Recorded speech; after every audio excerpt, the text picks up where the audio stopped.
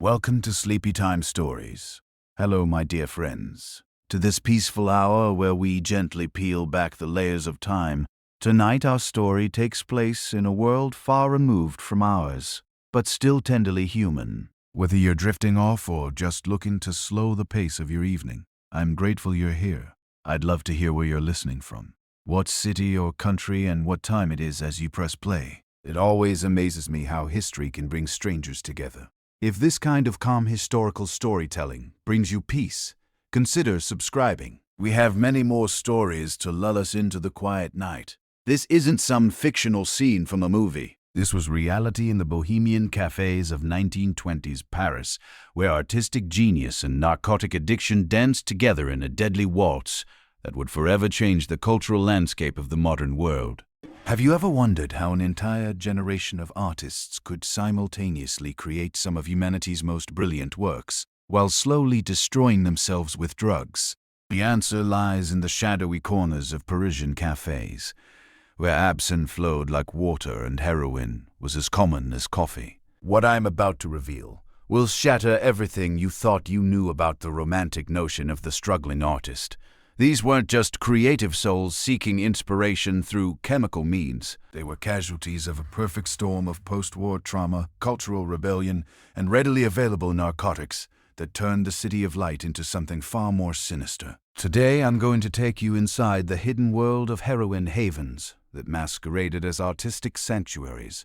You'll meet the real people who lived this nightmare. Discover how entire cafe cultures became drug distribution networks, and understand why the most creative period in Parisian history was also its most self-destructive. By the end of this journey, you'll see the 1920s art scene in a completely different light. But before we dive into the smoke-filled rooms where dreams went to die, let me paint you the bigger picture of how Paris became the epicenter of both artistic revolution and narcotic devastation. The Great War had ended just a few years earlier, leaving an entire generation scarred and searching for meaning. Young men, who had witnessed unimaginable horrors in the trenches, returned home only to find that their old lives no longer fit. Meanwhile, a new breed of wealthy Americans was flooding into Paris, escaping prohibition and bringing with them both money and a reckless appetite for excess. This collision of trauma, wealth, and rebellion created the perfect conditions for what would become one of history's most dangerous cultural experiments.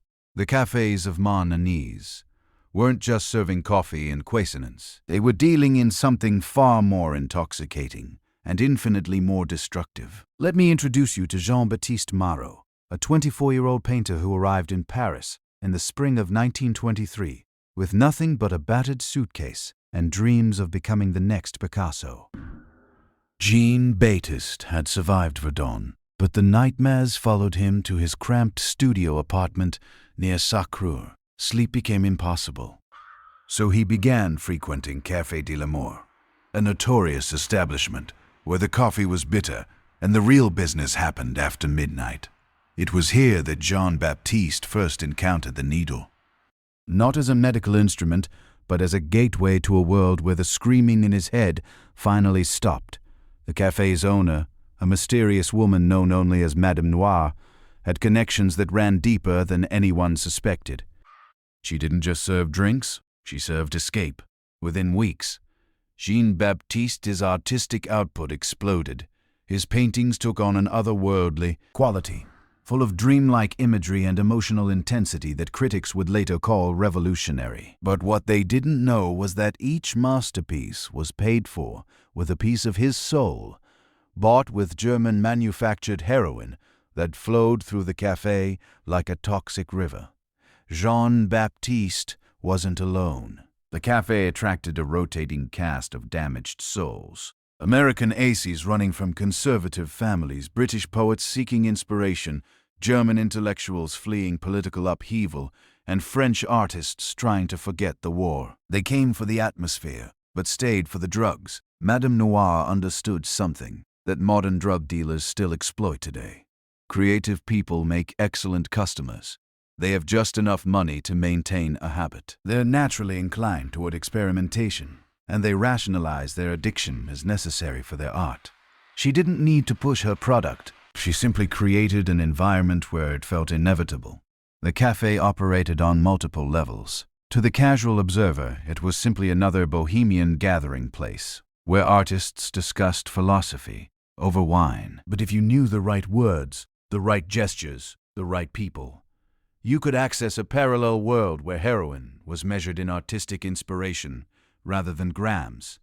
Regular customers developed an elaborate code. Ordering the special coffee meant you wanted opium. Asking for sugar with extra sweetness was code for cocaine. But heroin, the most sought-after substance, required the most subtle approach. You simply asked if the painter's supplies were available today. The irony wasn't lost on anyone involved. These were people who saw themselves as rebels against bourgeois society, yet they were creating their own rigid hierarchy based on drug access and artistic credibility. The deeper into addiction you fell, the more authentic your art was. Consider. Sobriety became synonymous with selling out. Take the case of Margaret Worthington, a Boston socialite who arrived in Paris in 1924 with a substantial trust fund and romantic notions about supporting struggling artists.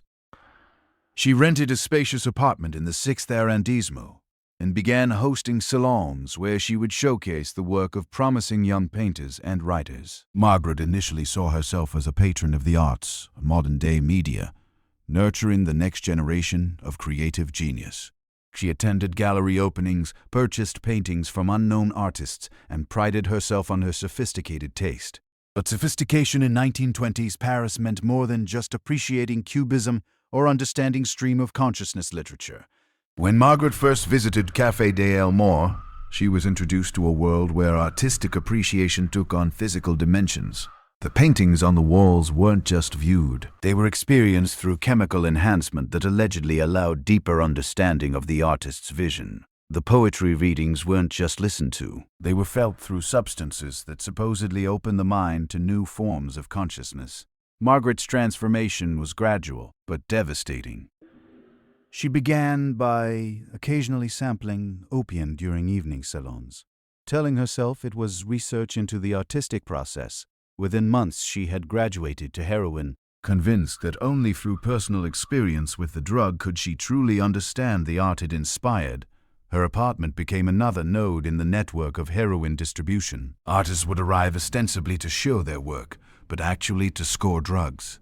Margaret would purchase their paintings, not because she loved them, but because buying art was how transactions were disguised. A canvas that might be worth 50 francs would sell for 500. With the markup covering the cost. Heroin, the genius of this system was its deniability.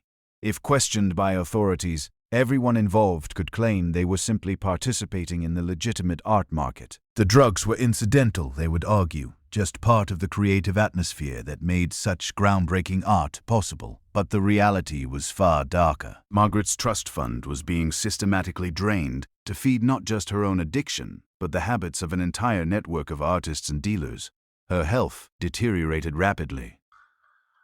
Her judgment became compromised, and her apartment transformed from a salon into a shooting gallery, disguised as a gallery space. The most tragic aspect was how the addiction affected the art itself.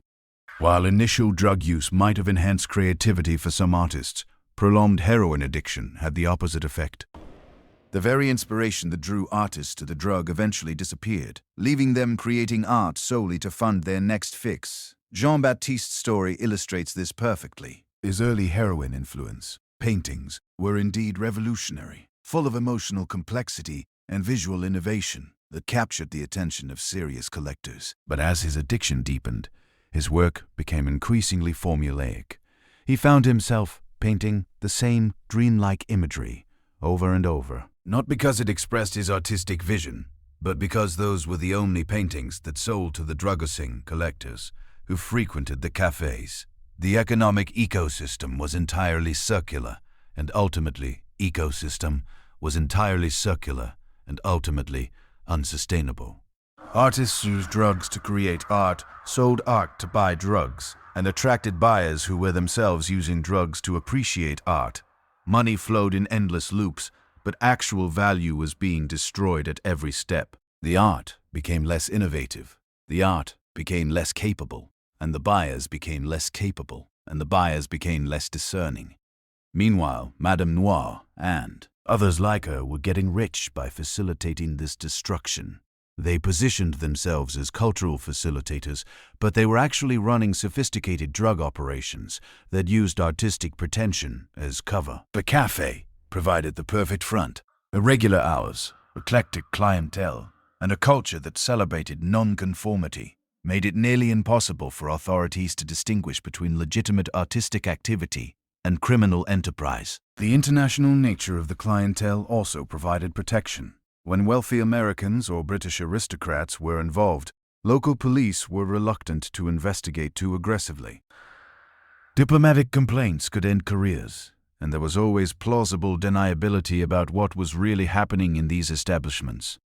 This created a sense of invulnerability among the participants that would prove tragically misplaced. They believed their artistic credentials and social connections made them untouchable, failing to recognize that addiction doesn't respect class boundaries or creative talent. By 1925, the network had expanded far beyond individual cafes. What started as scattered pockets of artistic experimentation had evolved into a sophisticated underground economy that stretched across the entire left bank.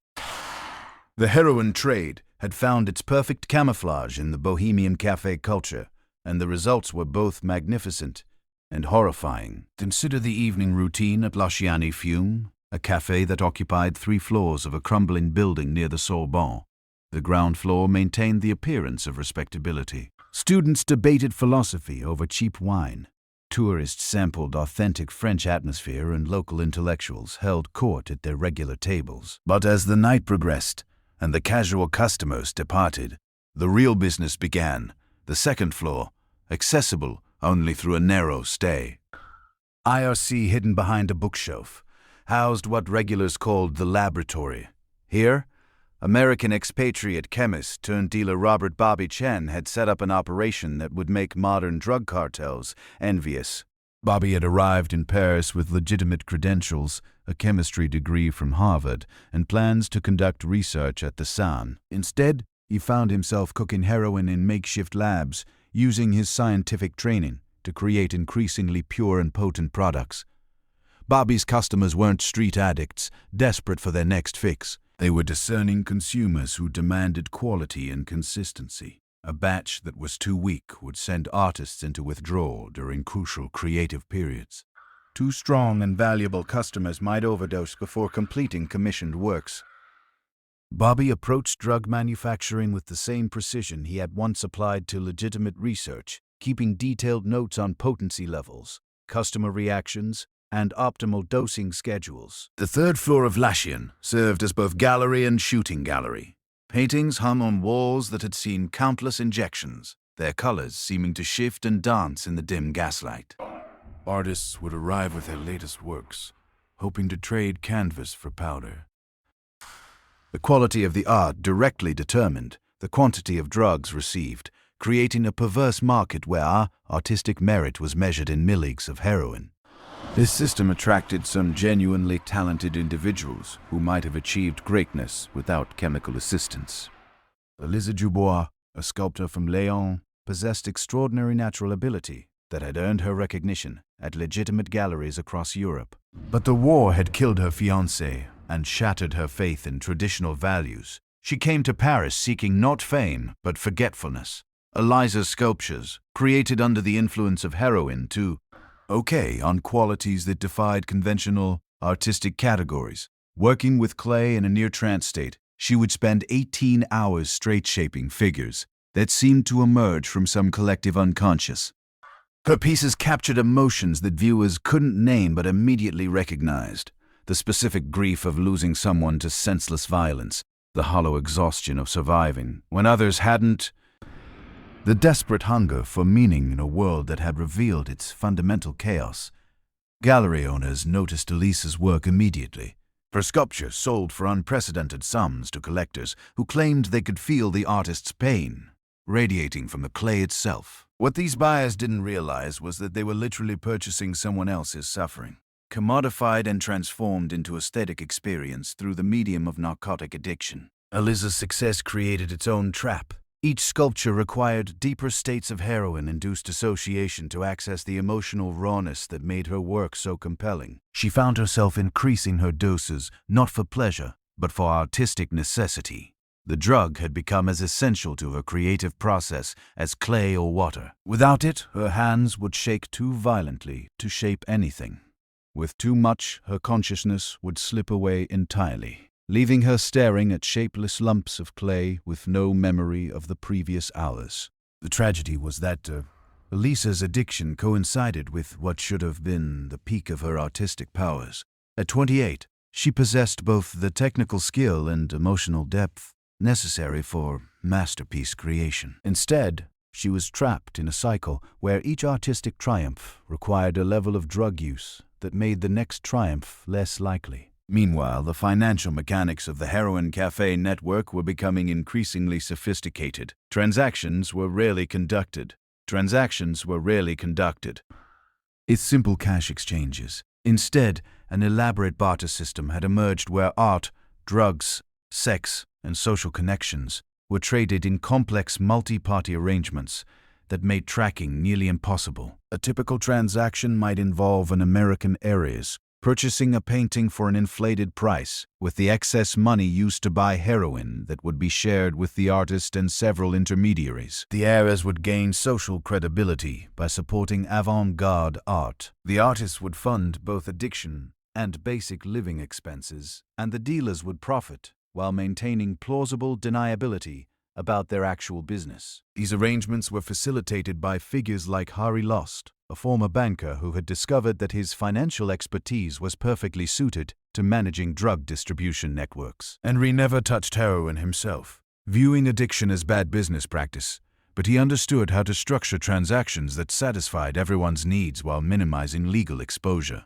Henry operated from Café de Rêve Perdu, where he held court every evening from 10 until dawn. Artists would approach his table with their latest works, hoping to secure advances against future drug purchases. Henry would evaluate not just the artistic merit of their pieces, but their potential for continued productivity. An artist showing signs of severe addiction might be cut off, not out of moral concern, but because investing in someone approaching complete physical collapse was financially unsound. This cold calculation extended to every aspect of Henry's operation.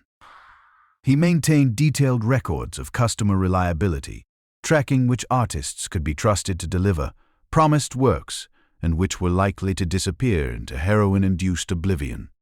He monitored market trends in both legitimate art sales and street drug prices, adjusting his own pricing accordingly. Most importantly, he cultivated relationships with corrupt officials who could provide advanced warning of police raids or regulatory changes. Henry's success attracted imitators throughout the Latin Quarter. By 1926, at least a dozen cafes were operating similar schemes, each with its own specialty and clientele. Café Noir focused on serving wealthy tourists, seeking authentic bohemian experiences. Laura Blanc catered to established artists who could afford higher quality drugs. Schieffer specialized in opium for customers who preferred the drug's more languid effects. Competition between these establishments sometimes turned violent when Café Desert Modi began offering higher purity heroin at lower prices, threatening HR's market share. A mysterious fire destroyed their kitchen and forced them to close for months. When Laertine Moore started recruiting HR's best customers with promises of exotic new drug combinations, several of their regular patrons suffered near-fatal overdoses that scared away other potential clients. The violence was usually subtle, disguised as accidents or coincidences, but participants understood the message. The Heroin Cafe network had become too profitable and too well established to tolerate significant disruption. Anyone threatening the system would face consequences that extended far beyond simple business competition.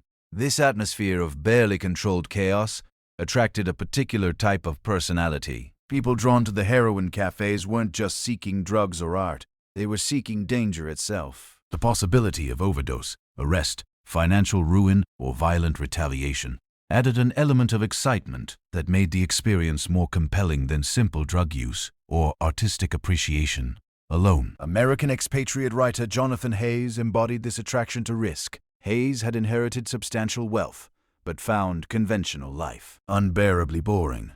He came to Paris not to write the great American novel, but to live dangerously enough that he would have something worth writing about. The heroin cafes provided exactly the kind of authentic peril he craved. Hayes began frequenting Café de la, where he quickly established himself as someone willing to take risks that frightened even seasoned addicts. He would inject unknown substances, participate in dangerous drug combinations, and involve himself in increasingly volatile business arrangements between dealers and artists. His writing, produced in brief periods of clarity between binges, captured the authentic texture of addiction with a precision that made his work essential reading for anyone seeking to understand the period. But Hayes's appetite for danger eventually exceeded even his considerable resources.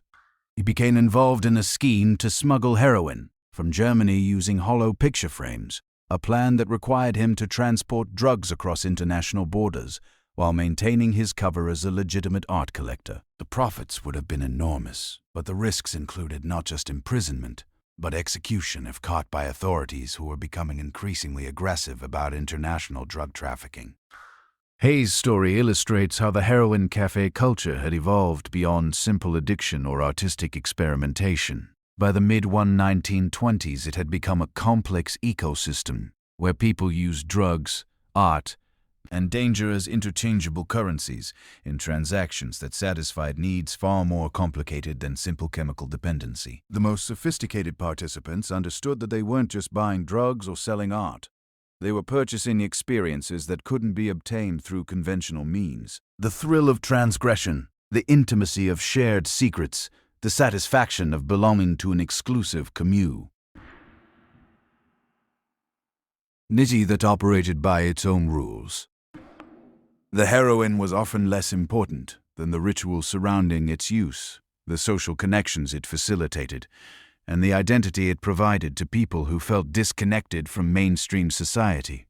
This psychological dimension made the cafe network far more addictive than the drugs themselves.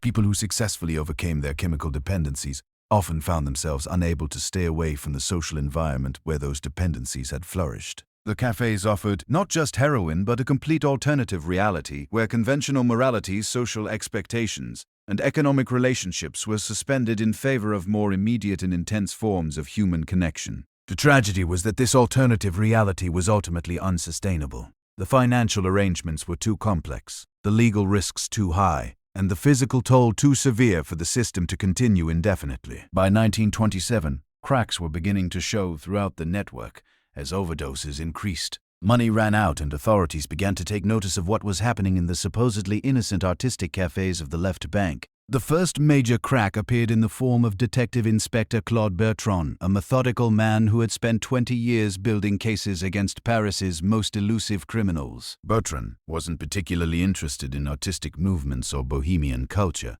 but he was very interested in the sudden spike in overdose deaths among wealthy foreigners. When the American embassy began pressuring French authorities to investigate the deaths of 3 expatriate heiresses within a single month, Bertrand found himself assigned to a case that would consume the next 2 years of his life. Bertrand's initial investigation revealed what appeared to be a series of tragic coincidences. Young, wealthy individuals with artistic interests were dying from what seemed to be accidental drug overdoses. The deaths occurred in different locations, involved different substances, and appeared to have no connection beyond the victim's shared interest in avant-garde culture. But Bertrand had learned to distrust coincidences, especially when they involved large sums of money and international borders. His breakthrough came through the most unlikely source, a 70-year-old concierge named Madame Paty, who worked at a residential hotel near the Pantheon. Madame Paty had been cleaning rooms and watching tenants for 5 decades, developing an almost supernatural ability to detect when something was amiss. She approached Bertrand with concerns about one of her long-term residents, a young German artist named Klaus Weber, who had been living at the hotel for 18 months. Klaus had initially impressed Madame Paty as a serious, dedicated artist who paid his rent promptly and kept his studio space meticulously clean. But over the past 6 months, his behavior had changed dramatically. He would disappear for days at a time, return looking haggarded and disoriented, then spend entire weeks locked in his room with visitors coming and going at all hours.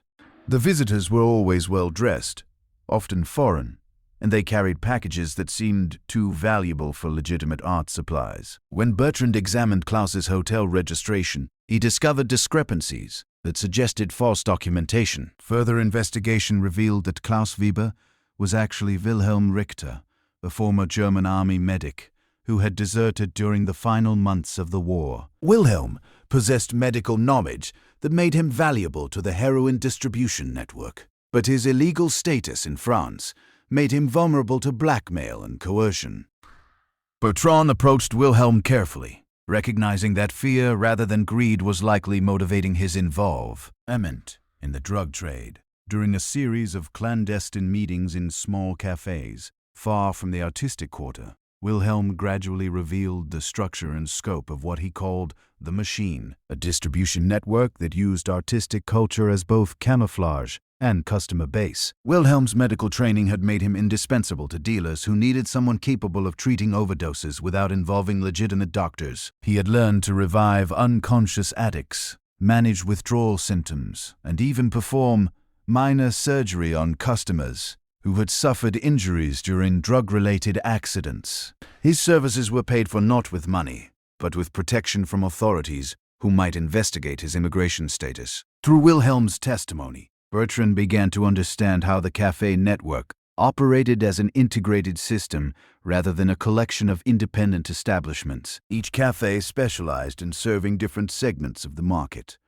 wealthy tourists, established artists, young bohemians, and international dealers. But they all shared suppliers, enforcement mechanisms, and money laundering operations that made the entire network more resilient than any individual component. The key insight was that legitimate art sales were being used to disguise drug transactions on an industrial scale. A painting that might legitimately sell for 100 francs could be purchased for 1,000 francs, with the extra 900 francs representing payment for heroin. The buyer received both artwork and drugs. The seller received both money and social credibility as a successful artist, and the dealer received a commission that was nearly impossible for authorities to trace. This system had created artificial inflation in the Parisian art market that was distorting cultural values throughout the city. Young artists found themselves unable to sell work through legitimate channels, because collectors were primarily interested in drug-facilitated transactions. Established artists watched their market values fluctuate, based not on artistic merit, but on their willingness to participate in narcotic distribution. Gallery owners faced pressure to either join the network or lose access to the most financially attractive customers.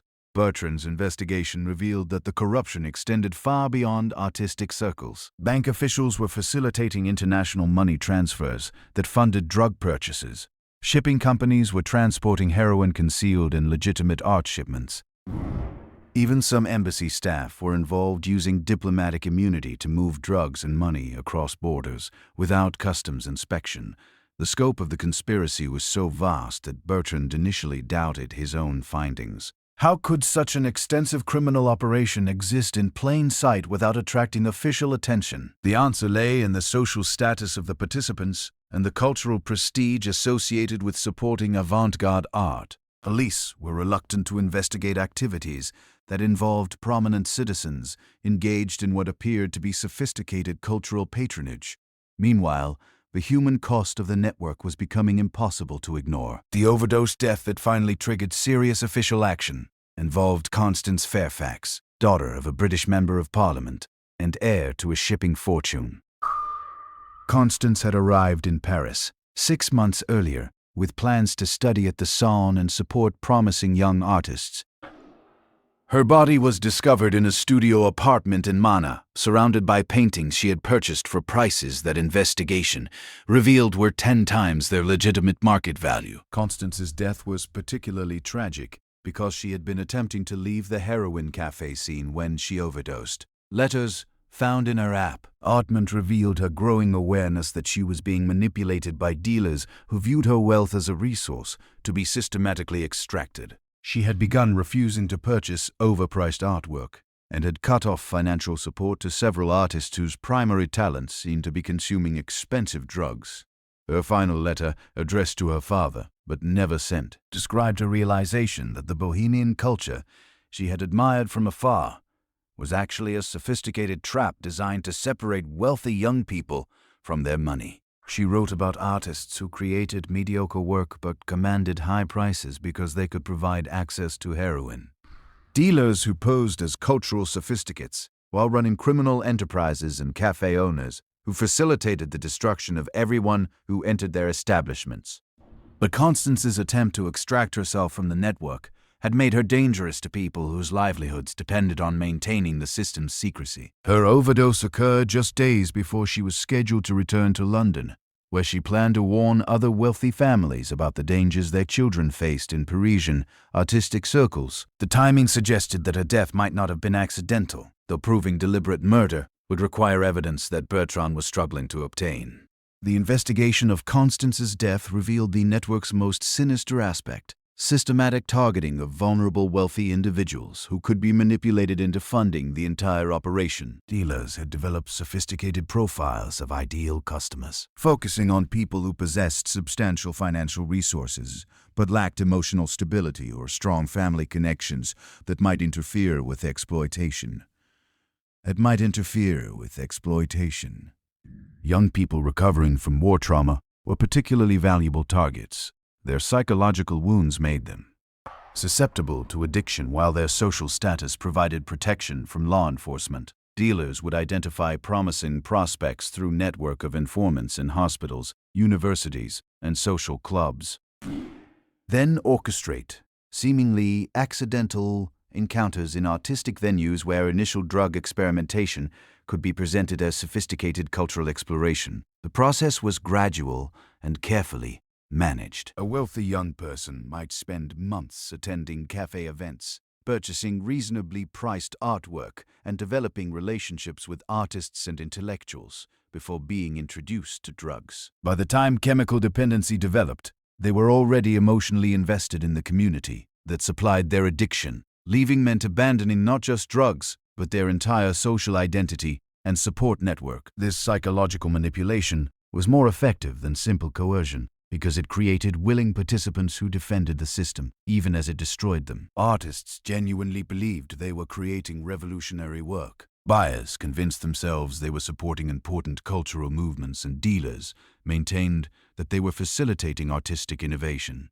rather than running criminal enterprises. The self-deception was reinforced by the undeniable fact that some genuinely important art was being created within the network. Several artists whose work was later recognized as historically significant had indeed produced their best pieces while using heroin obtained through cafe connections. This created enough legitimate artistic achievement to provide credible cover for the broader criminal enterprise. Vincent Maroro, Jean-Baptiste's younger brother, exemplified this tragic complexity. Vincent had followed Jean-Baptiste to Paris in 1925, hoping to pursue his own artistic ambitions while helping his brother recover from what their family believed was simple war-related drinking problem.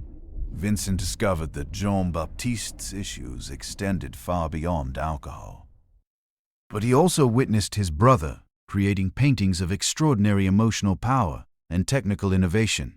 Vincent found himself torn between concern for Jean-Baptiste's health and admiration for his artistic output.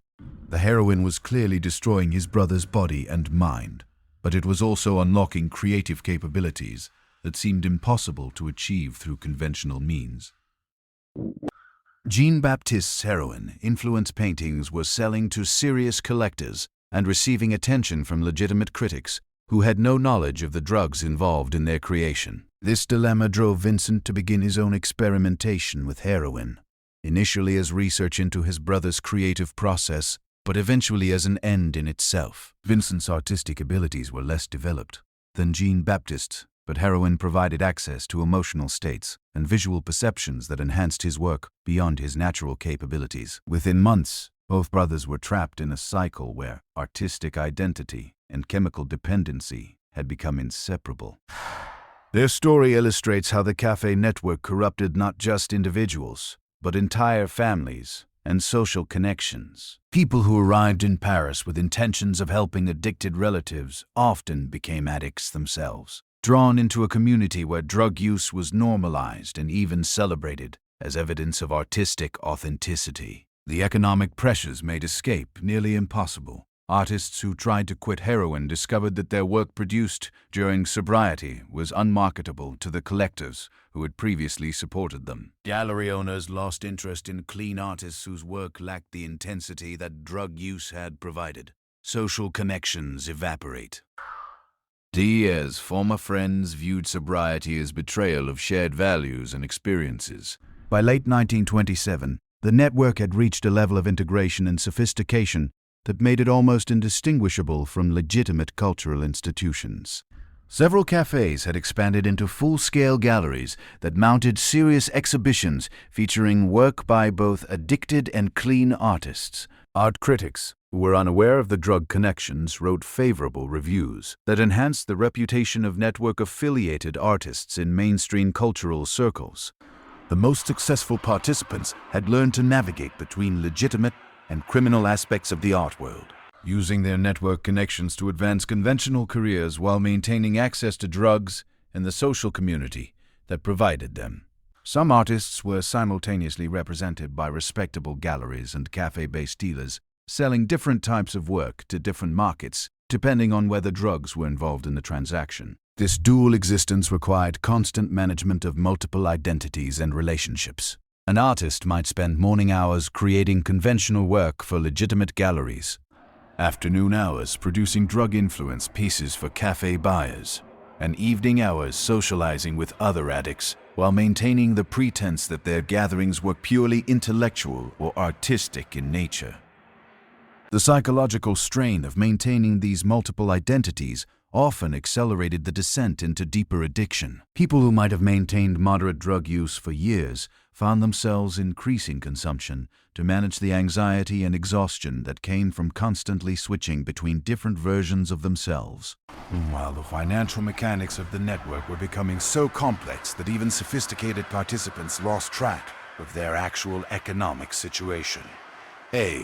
Rightists might believe they were financially successful based on high prices for their work without realizing that most of their income was immediately recycled back to drug dealers. Buyers might spend enormous sums thinking they were building valuable art collections without understanding that the inflated prices made their purchases worthless. In legitimate markets, the cafe owners and dealers who controlled the system were the only participants with clear understanding of the actual money flows. They had structured transactions to maximize their own profits while creating illusions of prosperity for everyone else involved.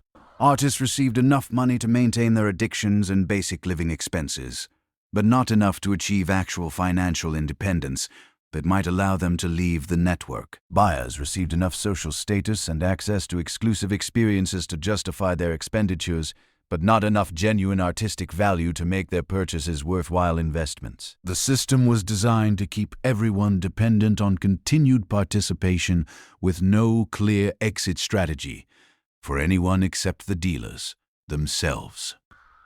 This economic trap was reinforced by social and psychological dependencies that made leaving the network feel impossible even for people who recognized its destructive nature. The cafe community provided not just drugs and art, but friendship, intellectual stimulation, sexual opportunities, and social identity that participants couldn't easily replace through conventional means. For many people involved, the network had become their entire world. Their friends were other participants. Their romantic relationships were formed within the community. Their living situations were arranged through network connections, and their daily routines revolved around cafe schedules and drug availability. Leaving meant abandoning not just addiction, but every meaningful relationship and social connection they had developed in Paris. The isolation was particularly severe for foreign participants who had few connections outside the artistic community. American expatriates, who had burned bridges with their families to pursue bohemian lifestyles, found themselves trapped in Paris with no support system beyond the network that was destroying them. British aristocrats who had scandalized their social circles by embracing avant-garde culture couldn't return home without admitting the extent of their involvement in activities that would disgrace their families. As 1928 approached, the network was approaching a crisis that would ultimately lead to its destruction. The combination of increased police attention, mounting overdose deaths, and financial unsustainability was creating pressures that the system couldn't absorb indefinitely. But the participants were so deeply embedded in the network's social and economic structures that recognizing the approaching collapse required a level of clarity that chronic drug use made nearly impossible to achieve. The stage was set for a dramatic confrontation between the forces trying to preserve the network and those working to destroy it. With the lives and artistic legacies of hundreds of people hanging in the balance, the crisis began with a single photograph that would change everything. In February 1928, a freelance journalist named Paul Duron stumbled into Café de Rêve Perdu at 3 o'clock in the morning, seeking shelter from a violent rainstorm. What he witnessed in that smoke-filled room would expose the dark heart of Parisian bohemian culture to the world. Durand had his camera with him, a compact Leica that he used for documenting street scenes and architectural details. But the scene that greeted him in the cafe's upper room was unlike anything he had ever encountered. In the corner, a young woman in an expensive silk dress lay unconscious while a man in a painter's smock injected something into her arm. At a nearby table, 3 people passed around a needle like it was a communion chalice. Their eyes rolled back in chemical ecstasy. The most shocking sight was a teenage boy, no more than 16, methodically preparing heroin, while an older man watched approvingly. The boy's hands moved with the practiced precision of someone who had performed this ritual countless times before. His clothes were expensive, suggesting wealthy family connections, but his face bore the hollow expression of advanced addiction. Durand raised his camera almost instinctively, the flash illuminating the scene for a split second before chaos erupted. Shouts filled the room as people scrambled to hide evidence and escape through back exits. But it was too late. Durand had captured something that would bring down an empire built on artistic pretension and chemical dependency. The photograph showed more than just drug use. It revealed the systematic exploitation of vulnerable young people by adults who had weaponized artistic culture for criminal purposes. The boy in the image was later identified as Philippe Rothschild, heir to a banking fortune and son of one of France's most prominent families. His presence in the cafe raised questions that would reverberate through the highest levels of French society. Philip's story embodied everything tragic about the network's evolution.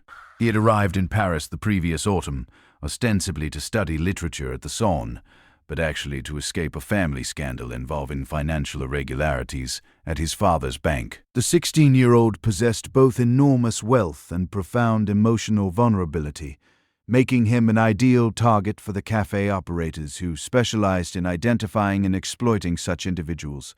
His recruitment had allowed the established pattern.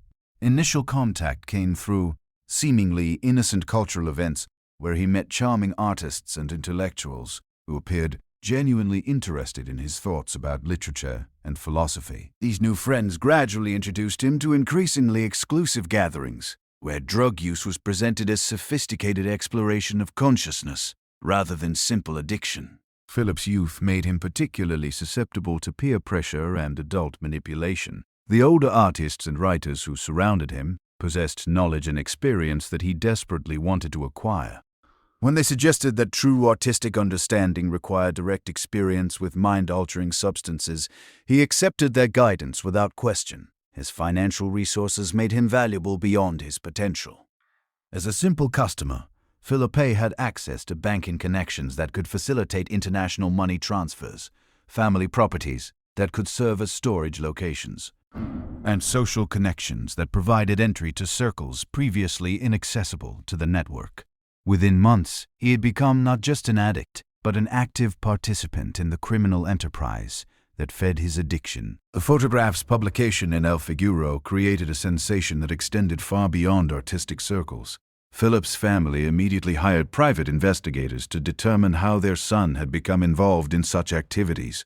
Other wealthy families began questioning their own children's involvement in Parisian bohemian culture. Embassy officials demanded explanations for the apparent targeting of their citizens by French criminals. Most damaging was the revelation that the network had been systematically exploiting minors. Philippe was not the only underage participant. Investigation revealed at least a dozen other teenagers from prominent families who had been drawn into cafe-based drug operations. The exploitation of children transformed what had been viewed as adult vice into something far more serious in the eyes of both law enforcement and public opinion. Detective Inspector Bertrand found himself at the center of an international incident, as foreign governments demanded action against what they characterized as organized predation on their citizens' children. The pressure forced French authorities to abandon their previous reluctance to investigate activities involving prominent cultural figures. Resources that had been denied to Bertrand's investigation were suddenly made available, along with diplomatic support for actions that might offend influential people. The investigation's scope expanded dramatically as Bertrand gained access to banking records, shipping manifests, and diplomatic correspondence that revealed the true extent of the network's operations. What had appeared to be a collection of bohemian cafes was actually a sophisticated international criminal organization that used artistic culture as camouflage for drug trafficking, money laundering, and systematic fraud. The financial analysis was particularly revealing. Over the previous 3 years, approximately 2 million francs had flowed through network-affiliated accounts, representing far more money than could be explained by legitimate art sales. Much of this money had come from wealthy young people like Phipe, whose trust funds and family allowances had been systematically drained to support operations that extended far beyond Paris.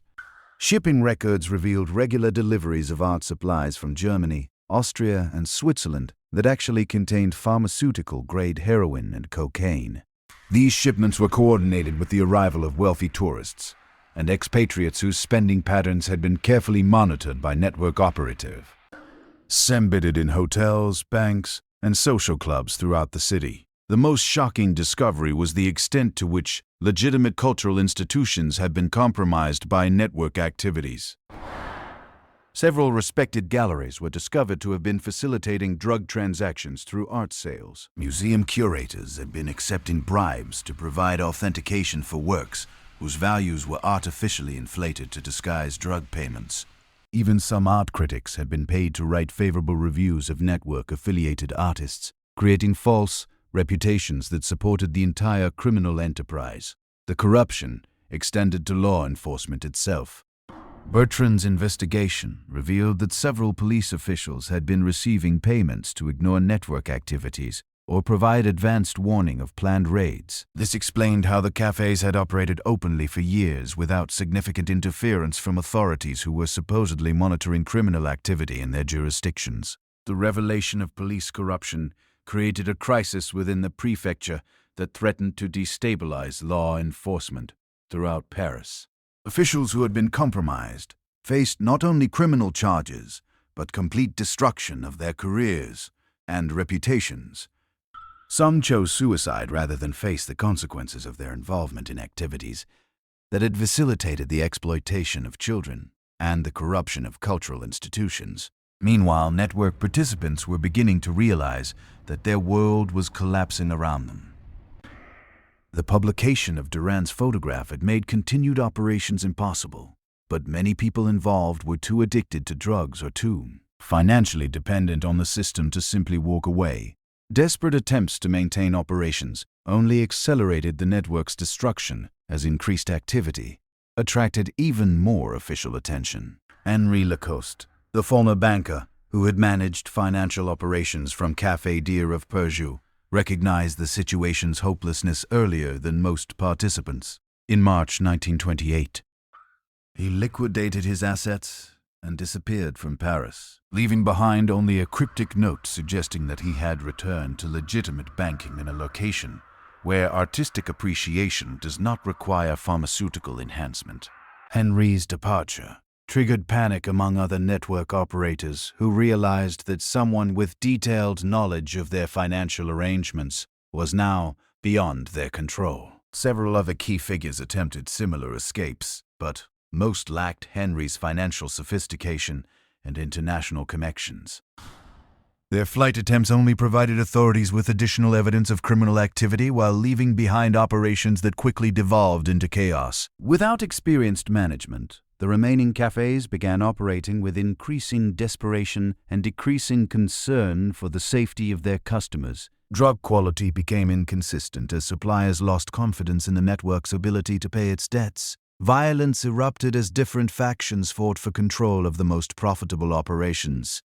Most dangerously, the systematic exploitation of wealthy young people became more aggressive and less subtle as operators tried to extract maximum value from relationships before the entire system collapsed. This final phase produced some of the network's most tragic casualties. Marie-Claire Dubois, Eliza's younger sister, had come to Paris seeking to help her sibling overcome what their family believed was artistic temperament rather than drug addiction. Marie-Claire possessed neither artistic talent nor significant wealth, but she was young, attractive, and desperate to save her sister.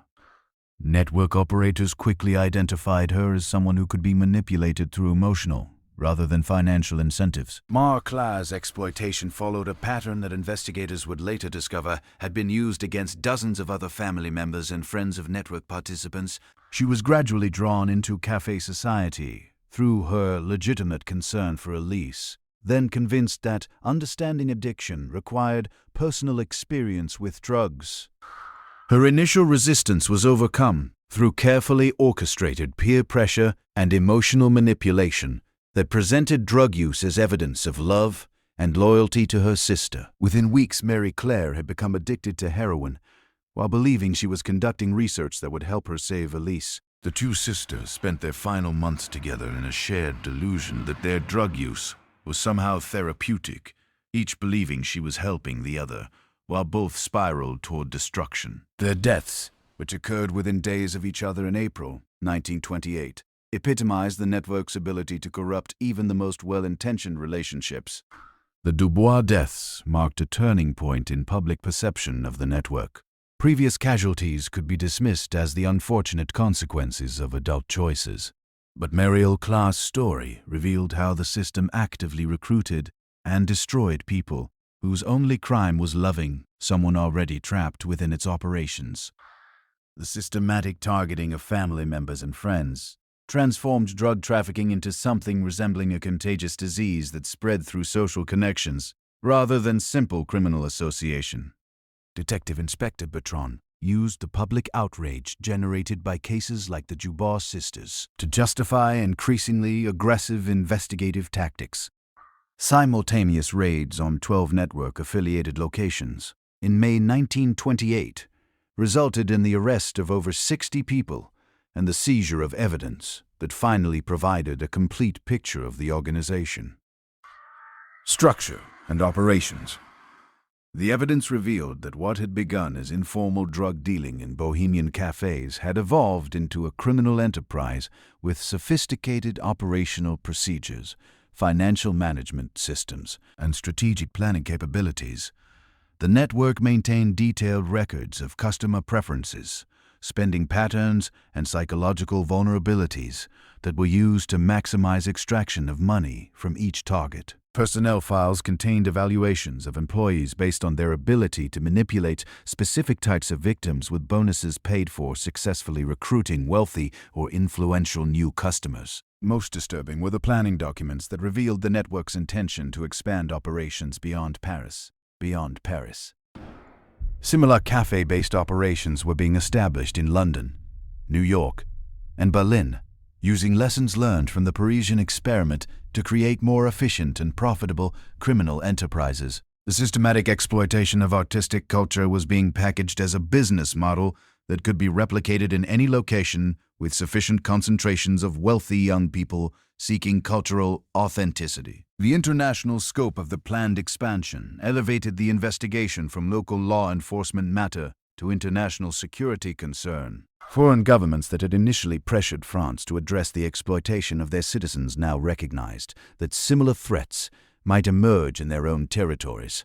Diplomatic cooperation that had been limited to demands for action expanded to include intelligence sharing and coordinated law enforcement efforts. The network's collapse accelerated as participants realized that continued involvement meant not just criminal prosecution but potential deportation and international scandal that would destroy their reputations permanently. Artists who had depended on drug-facilitated sales found themselves unable to maintain their lifestyles as customers disappeared and legitimate galleries refused to associate with anyone connected to the scandal. The psychological impact was often more severe than the financial consequences. People who had structured their entire identities around membership in an exclusive artistic community discovered that this community had been deliberately created to exploit them. The relationships they had treasured as evidence of their sophisticated cultural understanding were revealed to have been calculated business arrangements designed to separate them from their money and independence. Jean-Baptiste Moreau, Egypt. Jean-Baptiste Moreau, a war veteran whose initial encounter with heroin at Café de l'Amour had launched our exploration of this world, exemplified both the network's destructive power and the possibility of redemption that emerged from its collapse. Jean-Baptiste had been among the first people arrested in the May raids, but his cooperation with authorities earned him lenient treatment that allowed him to attempt recovery rather than face extended imprisonment. His testimony provided crucial insights into how the network had evolved from informal drug dealing to systematic criminal enterprise. Jean-Baptiste described the gradual transformation of cafe culture from genuine artistic community to predatory business operation, explaining how operators had learned to identify and exploit the specific vulnerabilities that made artists, writers, and wealthy young people susceptible to manipulation. Most importantly, Jean-Baptiste's recovery demonstrated that escape from the network was possible, though it required abandoning not just drugs, but the entire social and cultural identity that had become associated with artistic authenticity. In 1920s Paris, his paintings created during recovery lacked the otherworldly intensity of his heroin-influenced work, but they possessed emotional honesty and technical competence that proved genuine artistic ability could exist independently of chemical enhancement. Jean-Baptiste's example inspired other network survivors to attempt their own recoveries, creating a small but significant community of people working to rebuild their lives after escaping the cafe-based criminal enterprise. Their efforts were supported by legitimate cultural institutions that recognized the need to provide alternatives to the toxic artistic culture that had made so many people vulnerable to exploitation. The recovery community's existence challenged one of the network's most insidious lies, the claim that drugs were necessary for authentic artistic expression. Artists who had created their best work while using heroin discovered that sobriety allowed them to develop their talents more consistently and sustainably, even if the results were less immediately spectacular than their drug-influenced pieces. However, the network's collapse also created genuine hardships for people who had become economically dependent on its operations. Artists, whose work had been artificially supported by drug-related transactions, found themselves unable to earn legitimate living through conventional gallery sales. The inflated prices that had seemed like evidence of success were revealed to have been unsustainable distortions that left participants unprepared for normal economic realities. Some former network participants never recovered from the financial and social devastation caused by the organization's collapse. Without the artificial support system, that had maintained their lifestyles, they faced poverty, social isolation, and health problems that made rebuilding their lives extremely difficult. The network's destruction was necessary to prevent continued exploitation, but it also eliminated the only source of income and community that many people possessed. The human cost of both the network's operation and its collapse raised difficult questions about how society should address the complex relationships between artistic culture, mental health, economic vulnerability, and criminal exploitation. The cafe-based system had succeeded because it provided genuine benefits, social connection, cultural identity, and economic opportunity, alongside its destructive elements. Simply eliminating the criminal aspects left many people without the support systems they needed to function in conventional society. These questions became more urgent as investigators discovered that network operations had extended far beyond drug trafficking and financial fraud.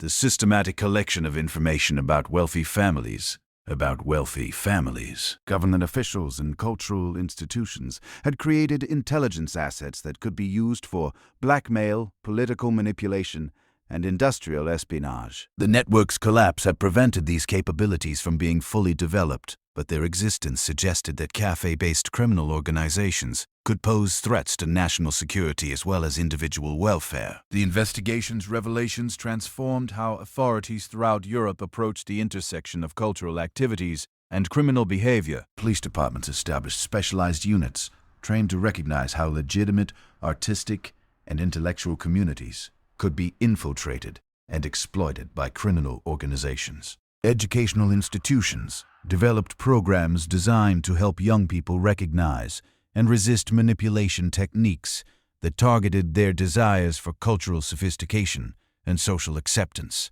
Most significantly, the scandal forced a broader examination of how economic inequality and social displacement had created conditions that made large numbers of people vulnerable to exploitation. The network had succeeded not just because its operators were skillful manipulators, but because post-war society had failed to provide adequate support for people struggling with trauma, financial insecurity, and social alienation. The wealthy young people who had been targeted by network operators were not simply victims of criminal predation. They were casualties of a broader cultural crisis that had left an entire generation searching for meaning and identity in the aftermath of unprecedented social upheaval. The criminal network had provided artificial solutions to real problems, which explained both its initial appeal and the difficulty many people experienced in extracting themselves from its influence. Understanding this broader context was essential for preventing similar exploitation in the future. Simply prosecuting the criminals involved would not address the underlying conditions that had made their operations possible. Society needed to develop legitimate alternatives to the community, identity, and economic opportunity that criminal networks provided to their participants. The cafe network's legacy extended far beyond the specific people and institutions it had corrupted.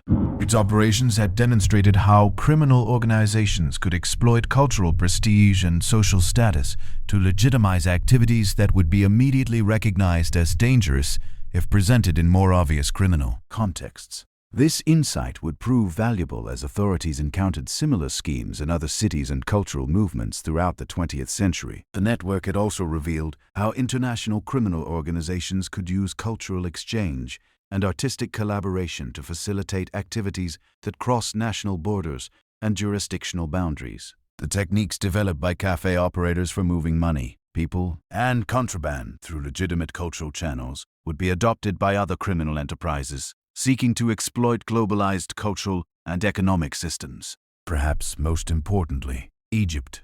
The scandal had exposed the vulnerability of cultural institutions to criminal infiltration and the difficulty of distinguishing between legitimate artistic innovation and criminal manipulation when both operated within the same social and economic environments. This recognition would influence how cultural institutions, law enforcement agencies, and educational organizations approach the complex relationships between creativity, commerce, and crime throughout the modern era. As 1928 drew to a close, the immediate crisis created by the network's operations was largely resolved. The major operators had been arrested, prosecuted, or fled to other countries. The cafes that had served as operational centers had been closed or transformed into conventional establishments.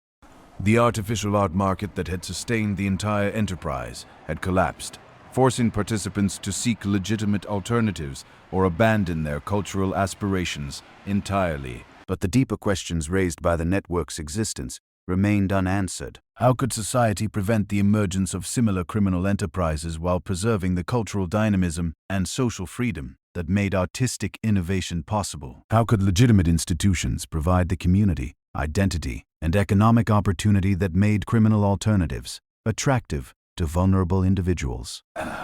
How could law enforcement agencies develop the expertise necessary to recognize and address sophisticated criminal operations that used cultural prestige rather than traditional violence or intimidation to control their victims and territories?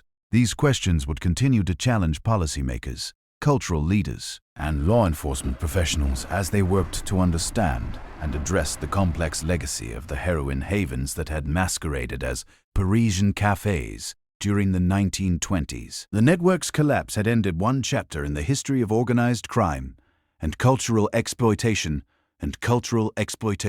but it had also revealed patterns and vulnerabilities that would continue to influence how criminal organizations and legitimate institutions interacted throughout the remainder of the 20th century and beyond. The survivors of the network faced their own complex challenges as they attempted to rebuild their lives in the aftermath of an experience that had fundamentally altered their understanding of art, society, and human nature.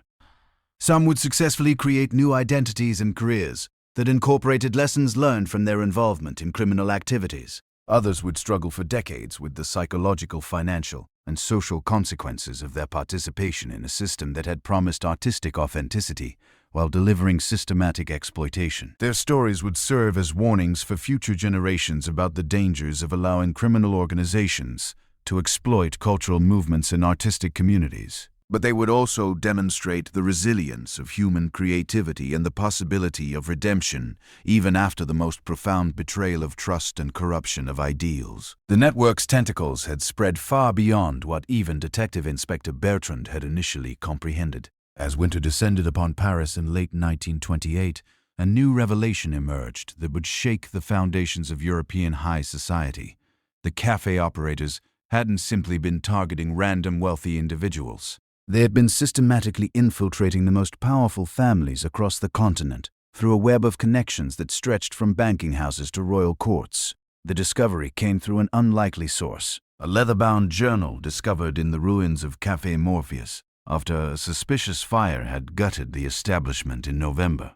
The journal, written in a coded script that took cryptographers 3 weeks to decipher, contained detailed profiles of over 200 individuals from Europe's most prominent families. Each entry included not just financial information, but intimate psychological assessments that revealed how cafe operators had studied their targets with scientific precision.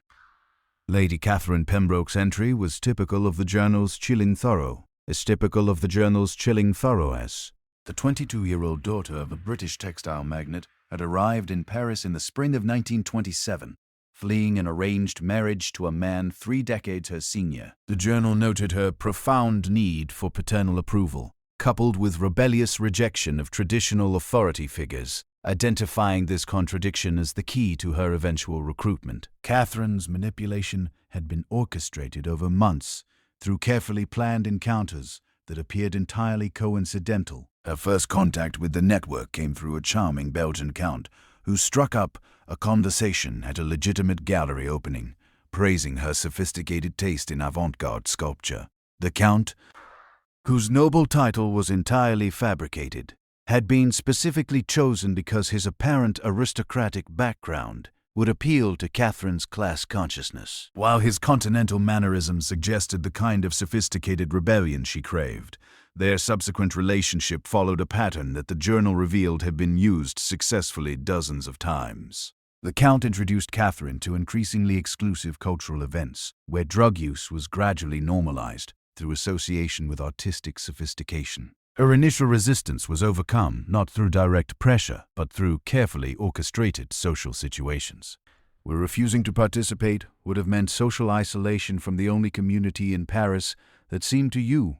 Understand her desire for authentic cultural experience. The journal's clinical documentation of Catherine's psychological manipulation read like a scientific paper on human vulnerability. Network operators had identified her specific insecurities about intellectual credibility, her desperate need for acceptance by people she perceived as culturally superior, and her underlying anger at family members who had tried to control her romantic choices. Each weakness had been systematically exploited through techniques that made Catherine feel she was making independent choices, while actually following a script written by her manipulators. Catherine's financial exploitation had been equally methodical. The journal tracked her spending patterns, documenting how operators had gradually increased prices for both drugs and artwork as her addiction deepened.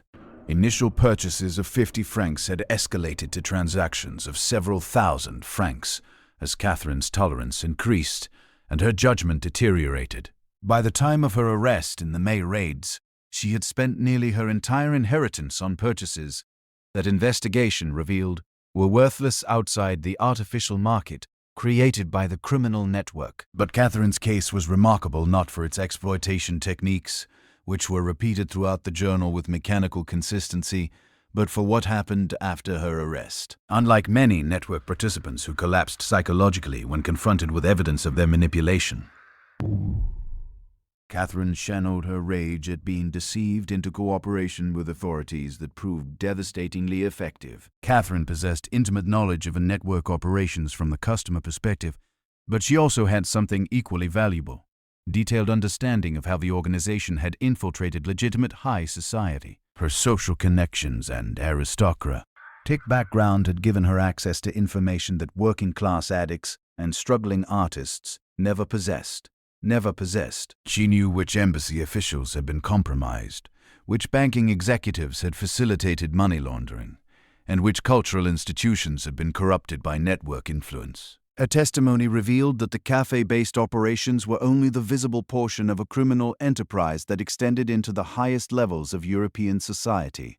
Network operators had used their control over addicted aristocrats and wealthy expatriates to gain access to information and influence that could be monetized far beyond simple drug trafficking. Blackmail schemes targeted government officials. Industrial espionage operations gathered intelligence for foreign competitors, and financial manipulation schemes moved money through international markets in ways that benefited criminal organizations throughout Europe. The scope of these secondary operations transformed the investigation from a local drug enforcement matter into an international security crisis.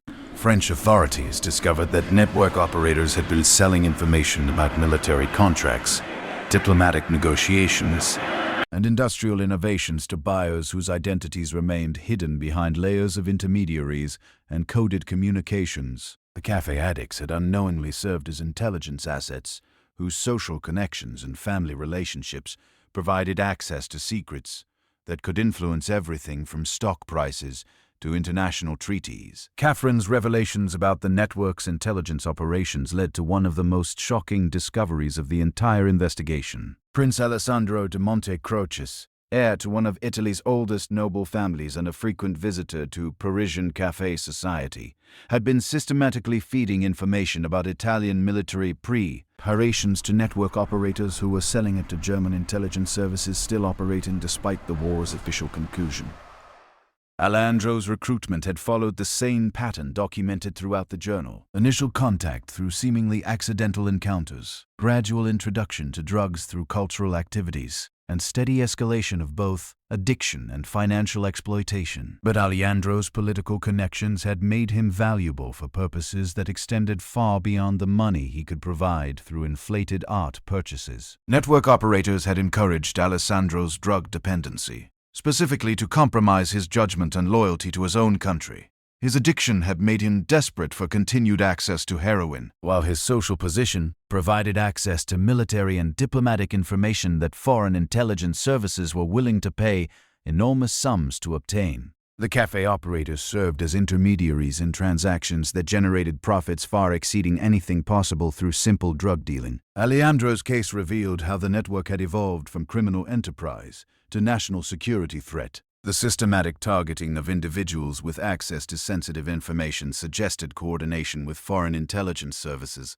that were using criminal organizations to gather intelligence while maintaining plausible deniability about their activities. The cafe operators weren't just drug dealers. They were assets in an international espionage network that used addiction and cultural manipulation to compromise the security of multiple European nations. The discovery of these intelligence operations triggered a diplomatic crisis that reverberated through European capitals. Governments that had initially viewed the Parisian cafe scandal as a local law enforcement matter suddenly recognized that their national security had been compromised by criminal organizations operating under the cover of artistic culture. Intelligence agencies that had been focused on traditional military threats found themselves confronting a new form of espionage that exploited cultural exchange and social relationships rather than traditional diplomatic channels.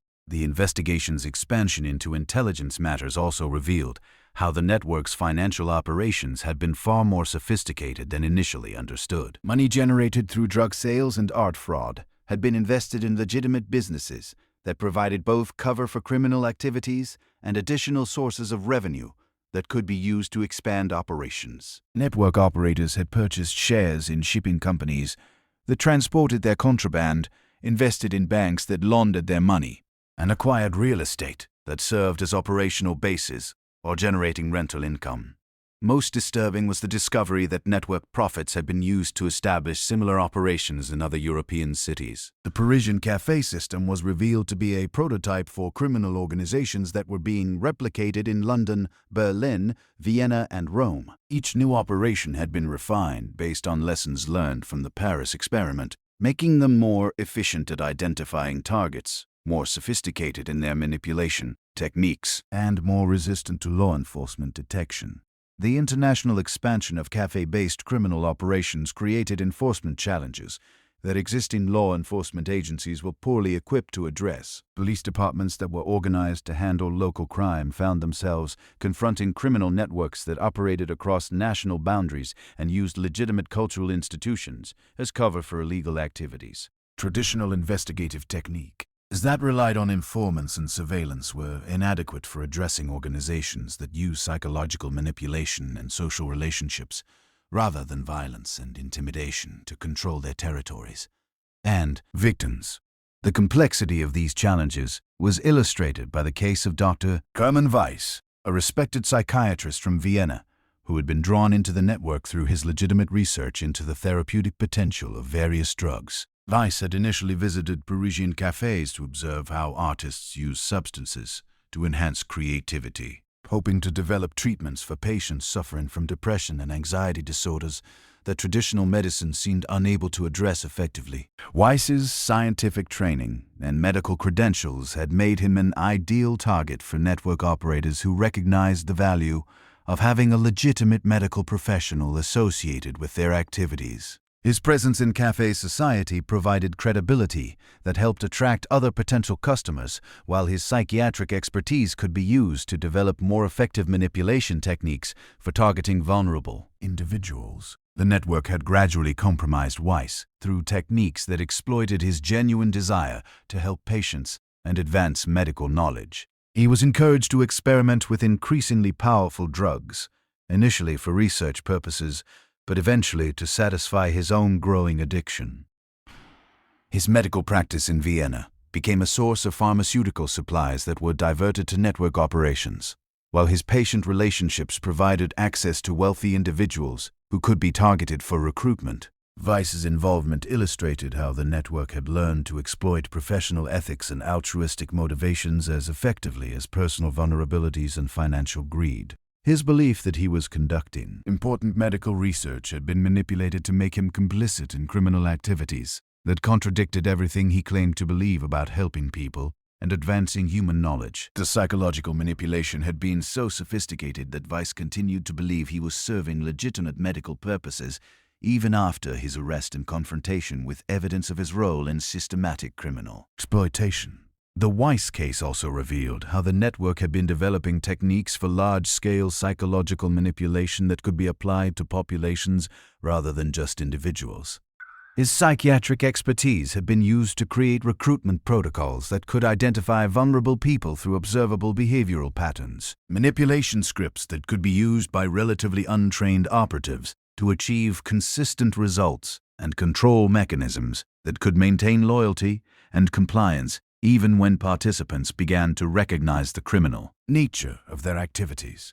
These population-level manipulation techniques represented an evolution in criminal methodology that law enforcement agencies were completely unprepared to address. Traditional crime fighting focused on punishing individual criminals after they had committed specific illegal acts, but the network had developed capabilities for systematically creating criminals by manipulating people into committing acts they wouldn't normally consider while believing they were pursuing legitimate goals.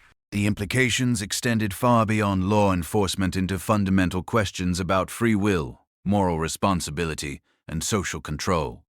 If criminal organizations could use psychological manipulation to make ordinary people complicit in activities they would normally reject, how could society distinguish between victims and perpetrators? How could legal systems designed to punish individual choices address crimes that resulted from systematic manipulation of human psychology? These philosophical questions became practically urgent as the investigation revealed the extent to which network operations had relied on unwitting collaboration by people who believed they were engaged in legitimate activities. Gallery owners, who had facilitated money laundering, thought they were simply selling art to enthusiastic collectors. Bank officials who had processed suspicious transactions believed they were serving valued customers with eccentric financial habits.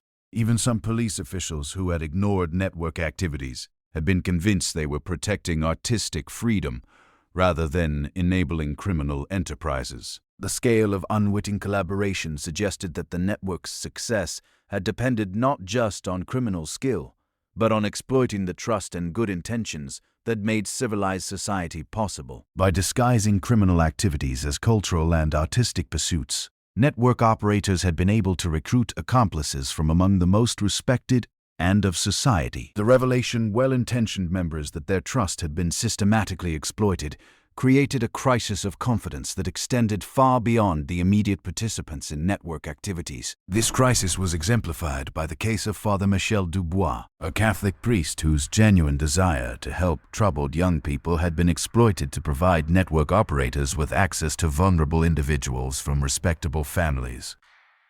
Father Dubois had established a program that offered counseling and support to young people struggling with what he understood to be spiritual and emotional difficulties resulting from the war's psychological trauma. Network operators had identified Father Dubois' program as an ideal source of potential recruits who possessed both emotional vulnerability and family resources that could be exploited. They had gradually infiltrated his counseling sessions through individuals who posed as reformed addicts seeking spiritual guidance while actually gathering intelligence about other participants who might be suitable targets.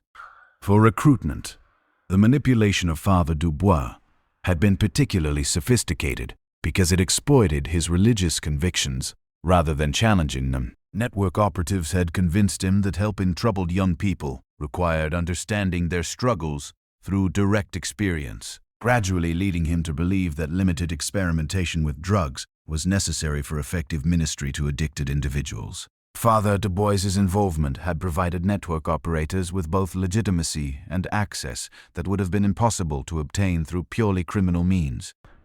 His endorsement of certain individuals as spiritually reformed had convinced families to trust people who were actually network operatives. His religious authority had been used to present drug experimentation as spiritual exploration rather than criminal activity. Most tragically, his genuine care for troubled young people had been weaponized to facilitate their exploitation by criminal organizations that viewed them as nothing more than sources of revenue. The revelation of Father Dubois' manipulation created a scandal within the Catholic Church that reverberated throughout France's religious communities. If respected clergy could be deceived into facilitating criminal exploitation of vulnerable individuals, how could any institution trust its ability to distinguish between legitimate social service and criminal manipulation? The case forced religious organizations throughout Europe to examine their own vulnerability to infiltration by criminal enterprises that might exploit their altruistic missions for illegal purposes. The broader implications of systematic manipulation became even more troubling as investigators discovered evidence that network operators had been documenting their techniques for potential sale to other criminal organizations or foreign intelligence services. Detailed manuals found in raided locations contained step-by-step instructions for identifying vulnerable targets, techniques for psychological manipulation that could be applied in various cultural contexts, and organizational structures that could be adapted to different legal and social environments.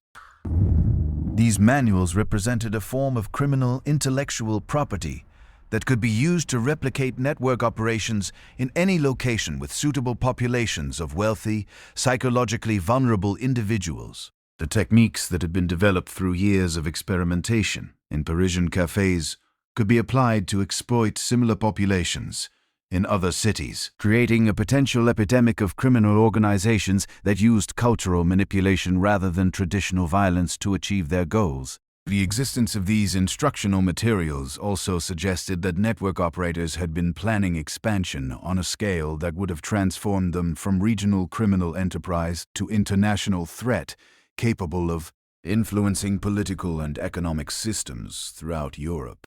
The cafe operations had been intended as proof-of-concept experiments that would demonstrate the viability of psychological manipulation as a criminal methodology that could be scaled up and applied to increasingly ambitious targets. Investigation of the network's expansion plans revealed connections to political movements and revolutionary organizations that had been seeking techniques for mass psychological manipulation that could be used to destabilize existing governments and social systems. The cafe operators had been in communication with radical political groups that were interested in applying criminal manipulation techniques to political organizing,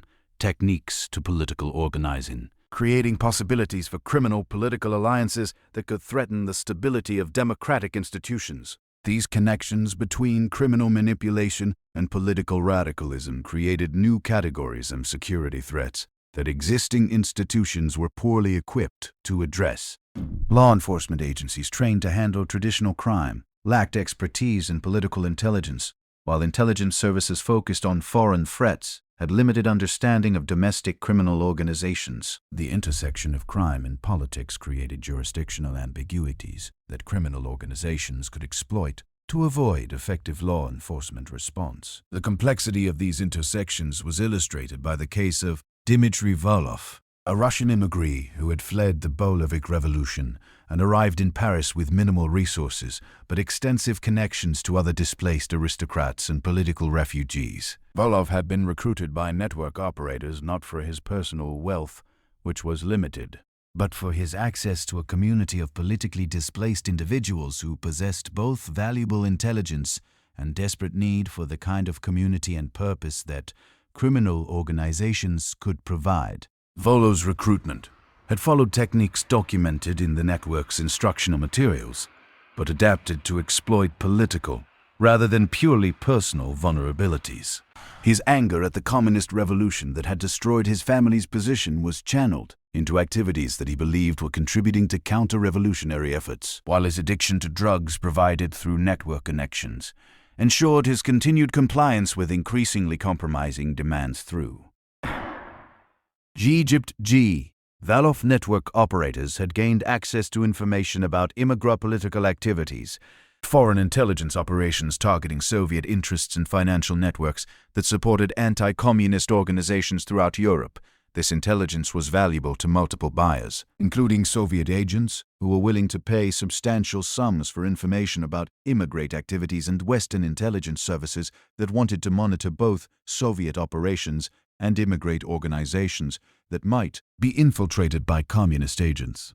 Volkov's case demonstrated how network operators had learned to exploit political conflicts and international tensions to generate revenue streams that extended far beyond simple drug trafficking. By positioning themselves as intermediaries between competing intelligence services and political organizations, they had created business opportunities that could generate enormous profits while providing cover for their criminal activities through association with seemingly legitimate political causes. The intersection of criminal manipulation and political intelligence also created opportunities for foreign governments to influence domestic affairs in other countries through support for criminal organizations that could destabilize social institutions and corrupt cultural movements. The cafe network's operations had demonstrated that criminal organizations could effectively undermine social trust and institutional authority while generating profits and intelligence that could be valuable to foreign powers, seeking to weaken their rivals. These possibilities for criminal political collaboration represented a new form of asymmetric warfare that could be conducted without traditional military means while achieving strategic objectives that would be difficult to accomplish through conventional diplomacy or military action by Supapo.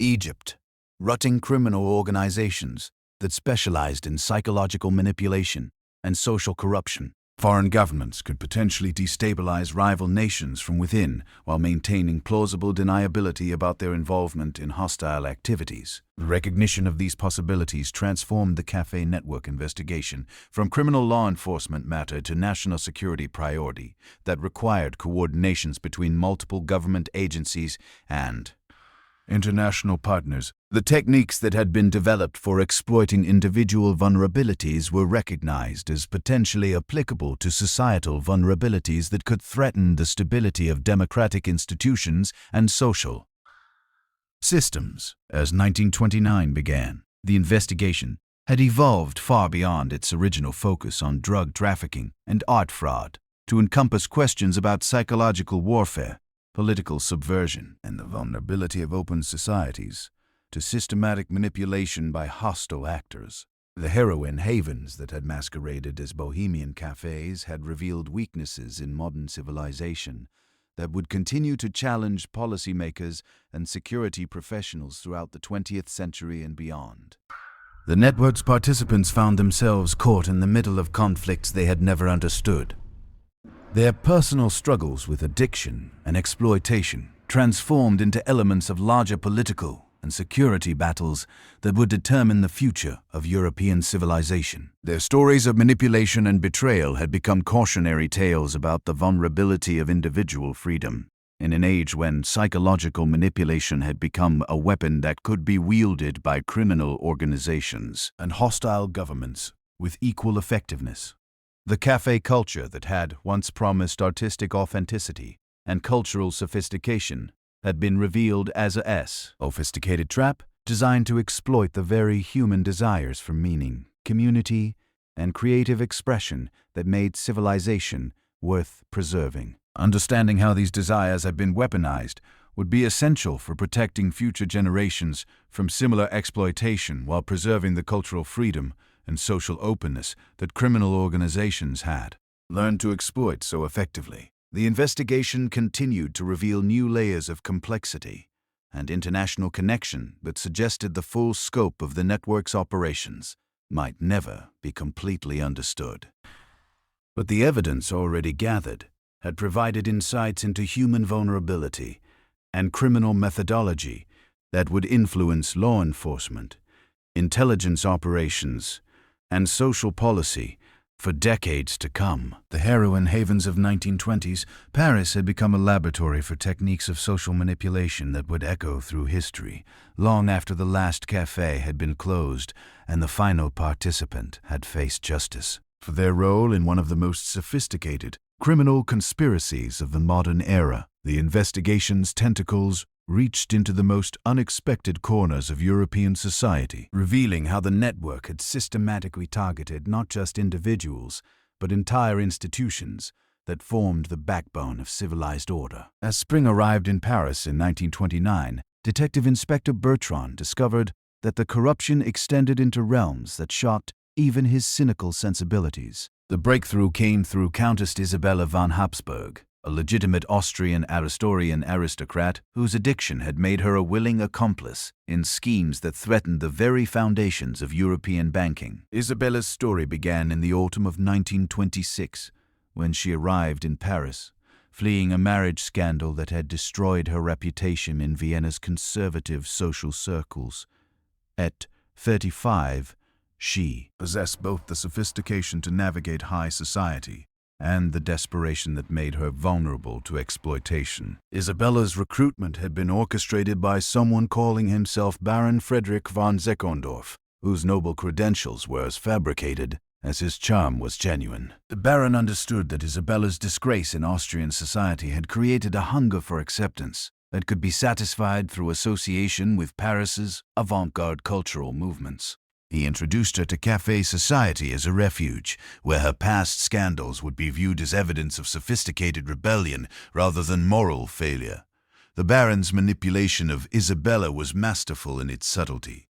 He never directly encouraged her drug use, but created social situations where abstinence would have meant isolation from the only community in Paris that seemed to understand her situation. Isabella's first injection occurred during what she believed was an intimate artistic salon, where drug use was presented as necessary for appreciating experimental poetry that challenged conventional literary boundaries.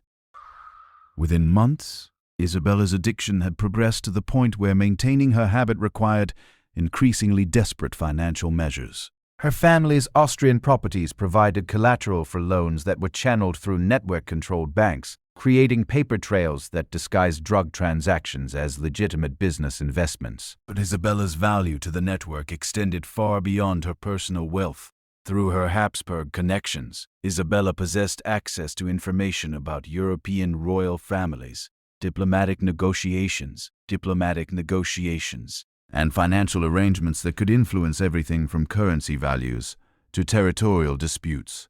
Network operators encouraged her to maintain correspondence with relatives and family friends throughout the Austrian Empire, using her letters to gather intelligence that was then sold to buyers whose identities remained hidden behind layers of intermediaries. Isabella's case revealed how the network had learned to exploit aristocratic social networks that had been weakened by the war, but still maintained enough influence to affect political and economic decisions.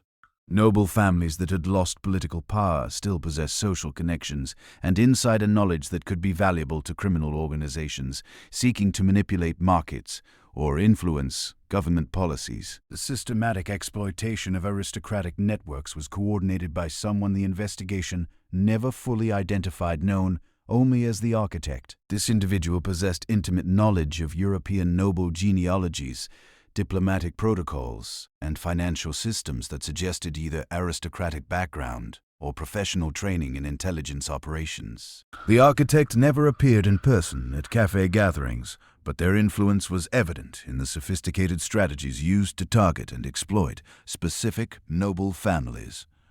Under the architect's guidance, network operators had created detailed maps of European aristocratic relationships, identifying which families possessed access to valuable information and which individuals within those families might be vulnerable to recruitment. The targeting was so precise that investigators suspected the involvement of intelligence professionals who understood how to exploit social and political networks for strategic advantage. The discovery of aristocratic targeting protocols transformed the investigation into a matter of international security that required cooperation between intelligence services throughout Europe. Governments that had initially viewed the cafe network as a criminal law enforcement issue suddenly recognized that their own diplomatic and financial systems had been compromised by organizations that possessed detailed intelligence about their most sensitive operations. The scope of intelligence compromise became apparent through the case of Lord Reginald Ashworth, a British diplomat whose addiction to opium had been carefully cultivated to provide network operators with advanced knowledge of diplomatic negotiations that could affect commodity prices and currency values. Ashworth's recruitment had begun during legitimate cultural exchanges between British and French artistic institutions,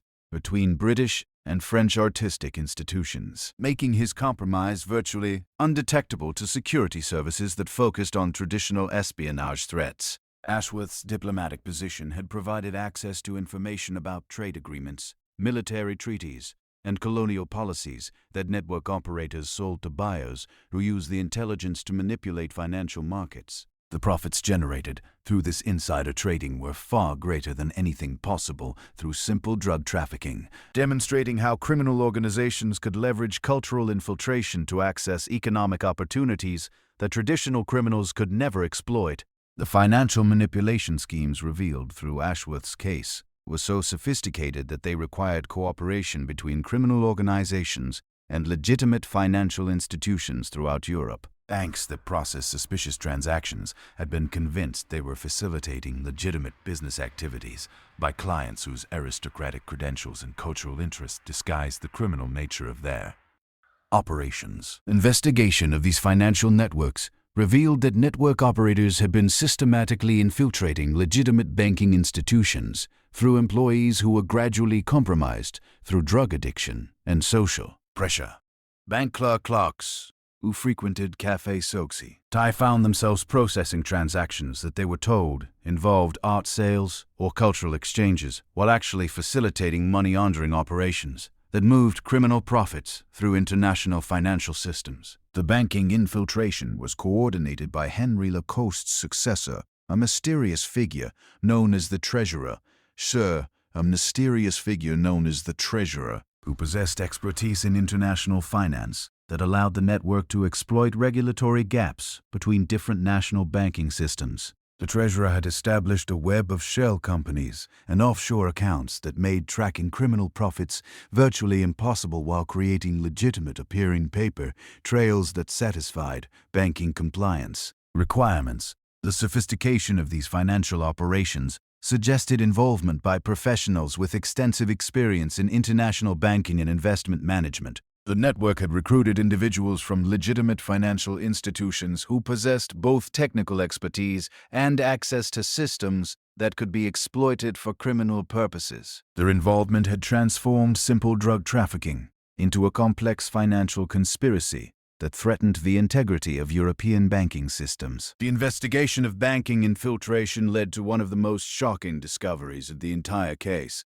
Evidence that network operators had been planning to use their financial capabilities to manipulate currency markets during periods of political instability. Documents found in raided locations contained detailed analyses of how drug profits could be leveraged to influence exchange rates during diplomatic crisis, potentially affecting the outcomes of international negotiations. These currency manipulation schemes would have required coordination with hostile foreign governments that possessed the resources and motivation to destabilize European financial systems. The network's operations had evolved from criminal enterprise to potential weapon of economic warfare that could be used to undermine the stability of democratic nations through manipulation of their financial systems. The recognition of these possibilities elevated the investigation to the highest levels of government throughout Europe. Intelligence services that had been focused on traditional military threats found themselves confronting a new form of asymmetric warfare that used criminal organizations and cultural infiltration rather than conventional military means to achieve strategic objectives. The complexity of these threats was illustrated by the case of Professor Ludwig Sinnermann, a respected economist from the University of Berlin, whose addiction to cocaine had been exploited to provide network operators with detailed analyses of European financial systems and their vulnerabilities to manipulation.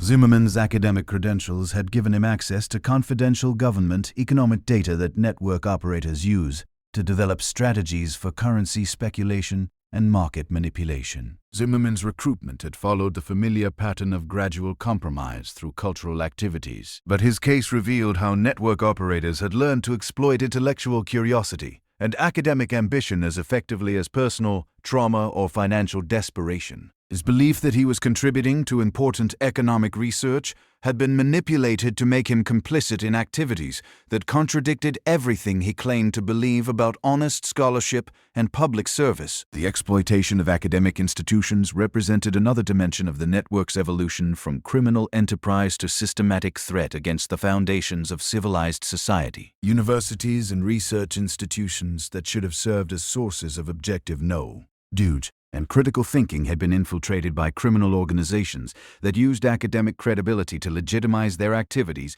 while gathering intelligence that could be used for illegal purposes. The academic infiltration was particularly dangerous because it threatened the integrity of knowledge systems that democratic societies depended upon for informed decision-making. If criminal organizations could manipulate academic research and expert analysis, they could potentially influence public policy and social attitudes in ways that serve their criminal objectives, while appearing to be based on legitimate scholarly authority. Investigation of academic compromise revealed that network operators had been systematically targeting universities and research institutions throughout Europe, identifying scholars whose work could be useful for criminal purposes and developing strategies for recruitment. that exploited academic culture and professional incentives. The targeting was so systematic that investigators suspected coordination by intelligence professionals who understood how to exploit academic institutions for strategic advantage. The academic infiltration schemes were coordinated by an individual known as the scholar, whose identity remained hidden but whose influence was evident in the sophisticated techniques used to compromise researchers and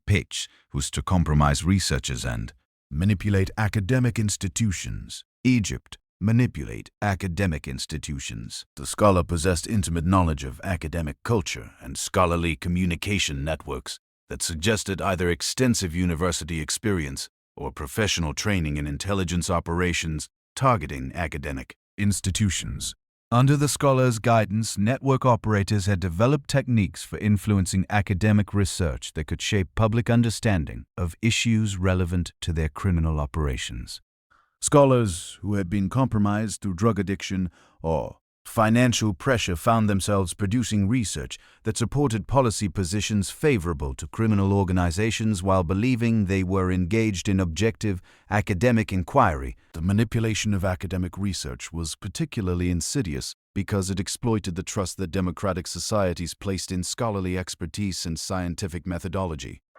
Citizens who relied on academic authority to inform their political and social decisions were unknowingly influenced by research that had been corrupted by criminal organizations seeking to advance their illegal objectives. The discovery of academic manipulation created a crisis of confidence in intellectual institutions that extended far beyond the immediate participants in network activities. If respected scholars could be manipulated into producing corrupted research, how could society distinguish between legitimate knowledge and criminal propaganda disguised as academic authority? These questions became practically urgent, as the investigation revealed that network-influenced research had been used to support policy positions that would have benefited criminal organizations while appearing to be based on objective, scholarly analysis.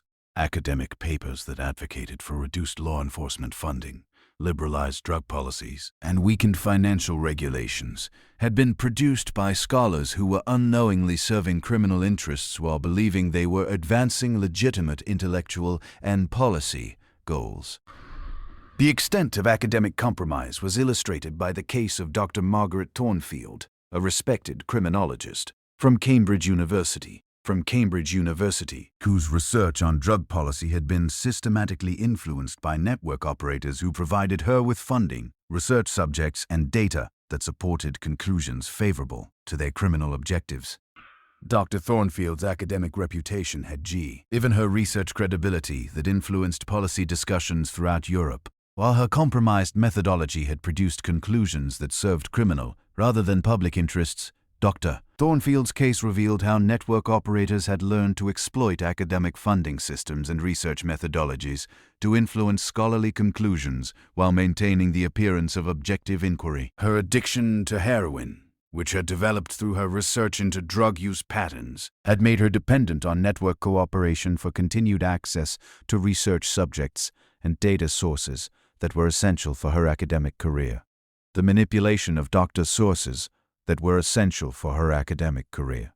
Thornfield's research had been so sophisticated that she never recognized how her scholarly objectivity had been compromised by her personal addiction and professional dependence on criminal organizations. Her belief that she was conducting important research that would inform humane drug policies had been manipulated to produce academic authority for positions that actually served criminal interests rather than public welfare. The revelation that respected academic research had been corrupted by criminal manipulation created a scandal that reverberated throughout European intellectual communities. Universities that had prided themselves on scholarly independence found themselves questioning whether their research had been compromised by criminal organizations that understood how to exploit academic culture and professional incentives.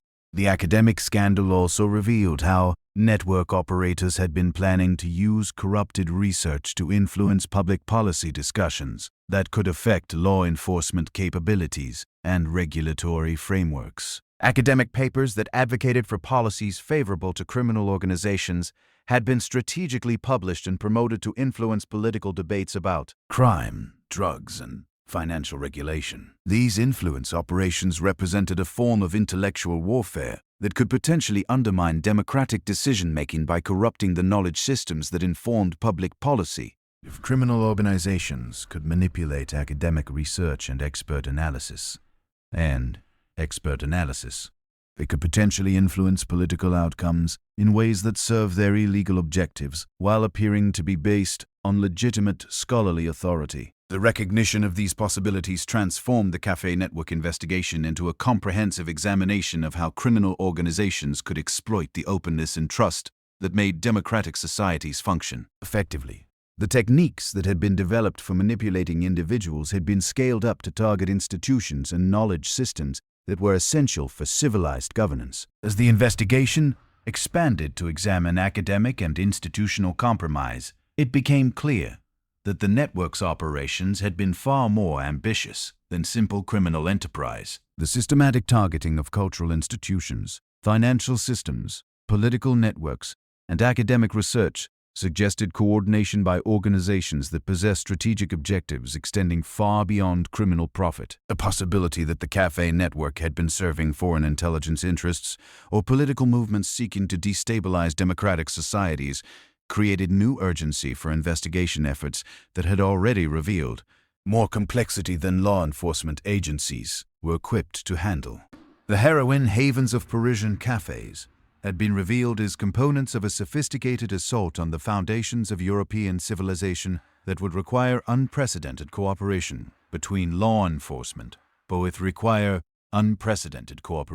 intelligence services, and democratic institutions to address effectively the network's participants found themselves caught in conflicts they had never understood.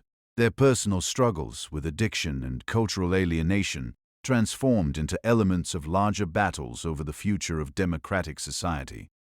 Their stories had become cautionary tales about the vulnerability of human freedom in an age when psychological manipulation and institutional corruption had become weapons that could be wielded by hostile forces seeking to undermine the foundations of civilized order. The investigation continued to reveal new dimensions of the conspiracy that suggested the full scope of the network's operations might never be completely understood.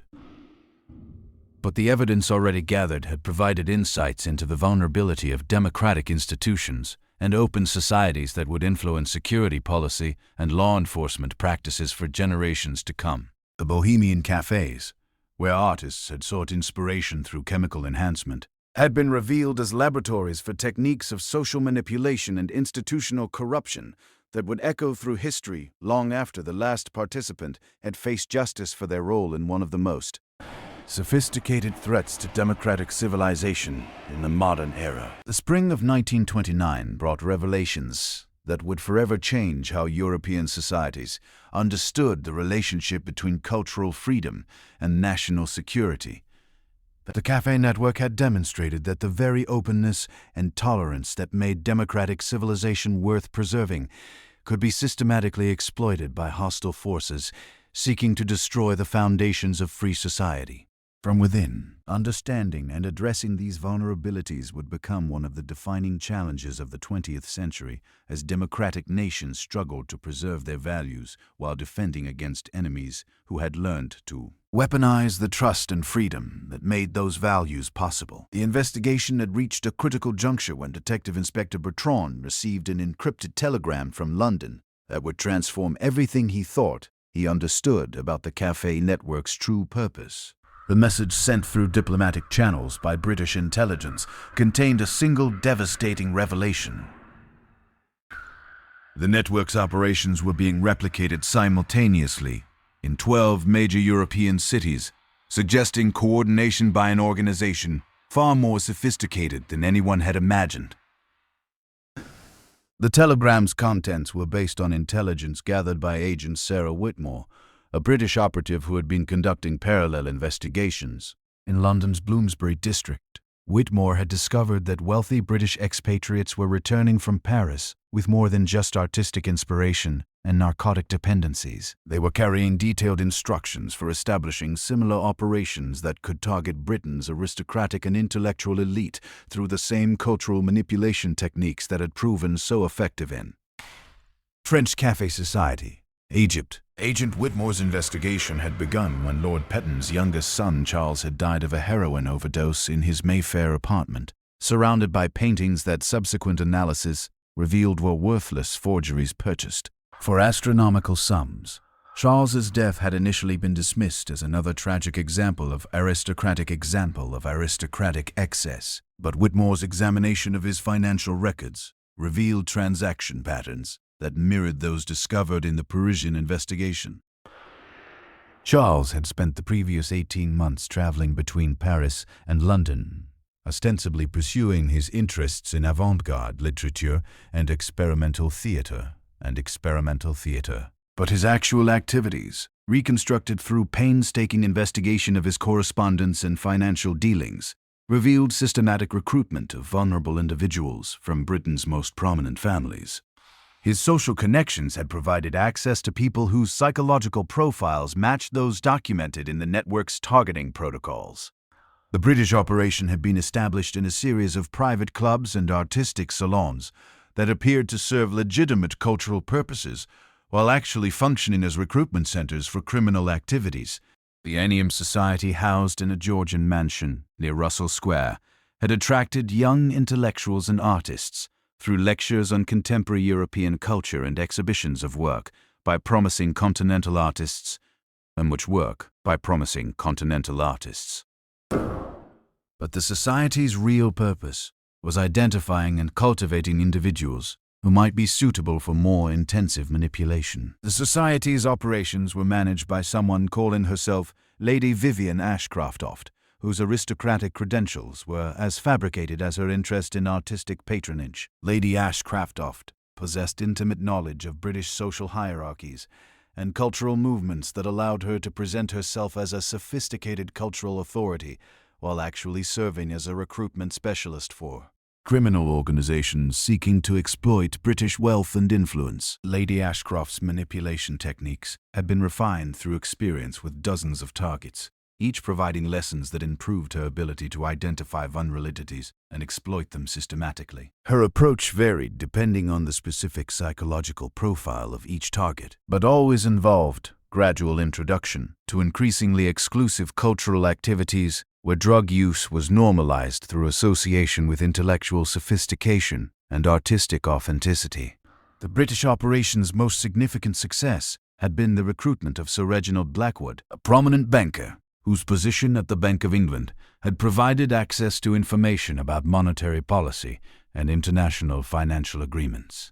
Blackwood's addiction to cocaine had been carefully cultivated through his involvement in society activities, while his belief that he was supporting important cultural initiatives had been manipulated to secure his cooperation with increasingly compromising requests for confidential information. Through Blackwood, the network had gained advanced knowledge of British currency policies and international trade agreements that allowed coordinated speculation in financial markets throughout Europe. The profits generated through this insider trading had been used to fund expansion of network operations, while providing resources for more ambitious manipulation, schemes targeting government officials and military personnel.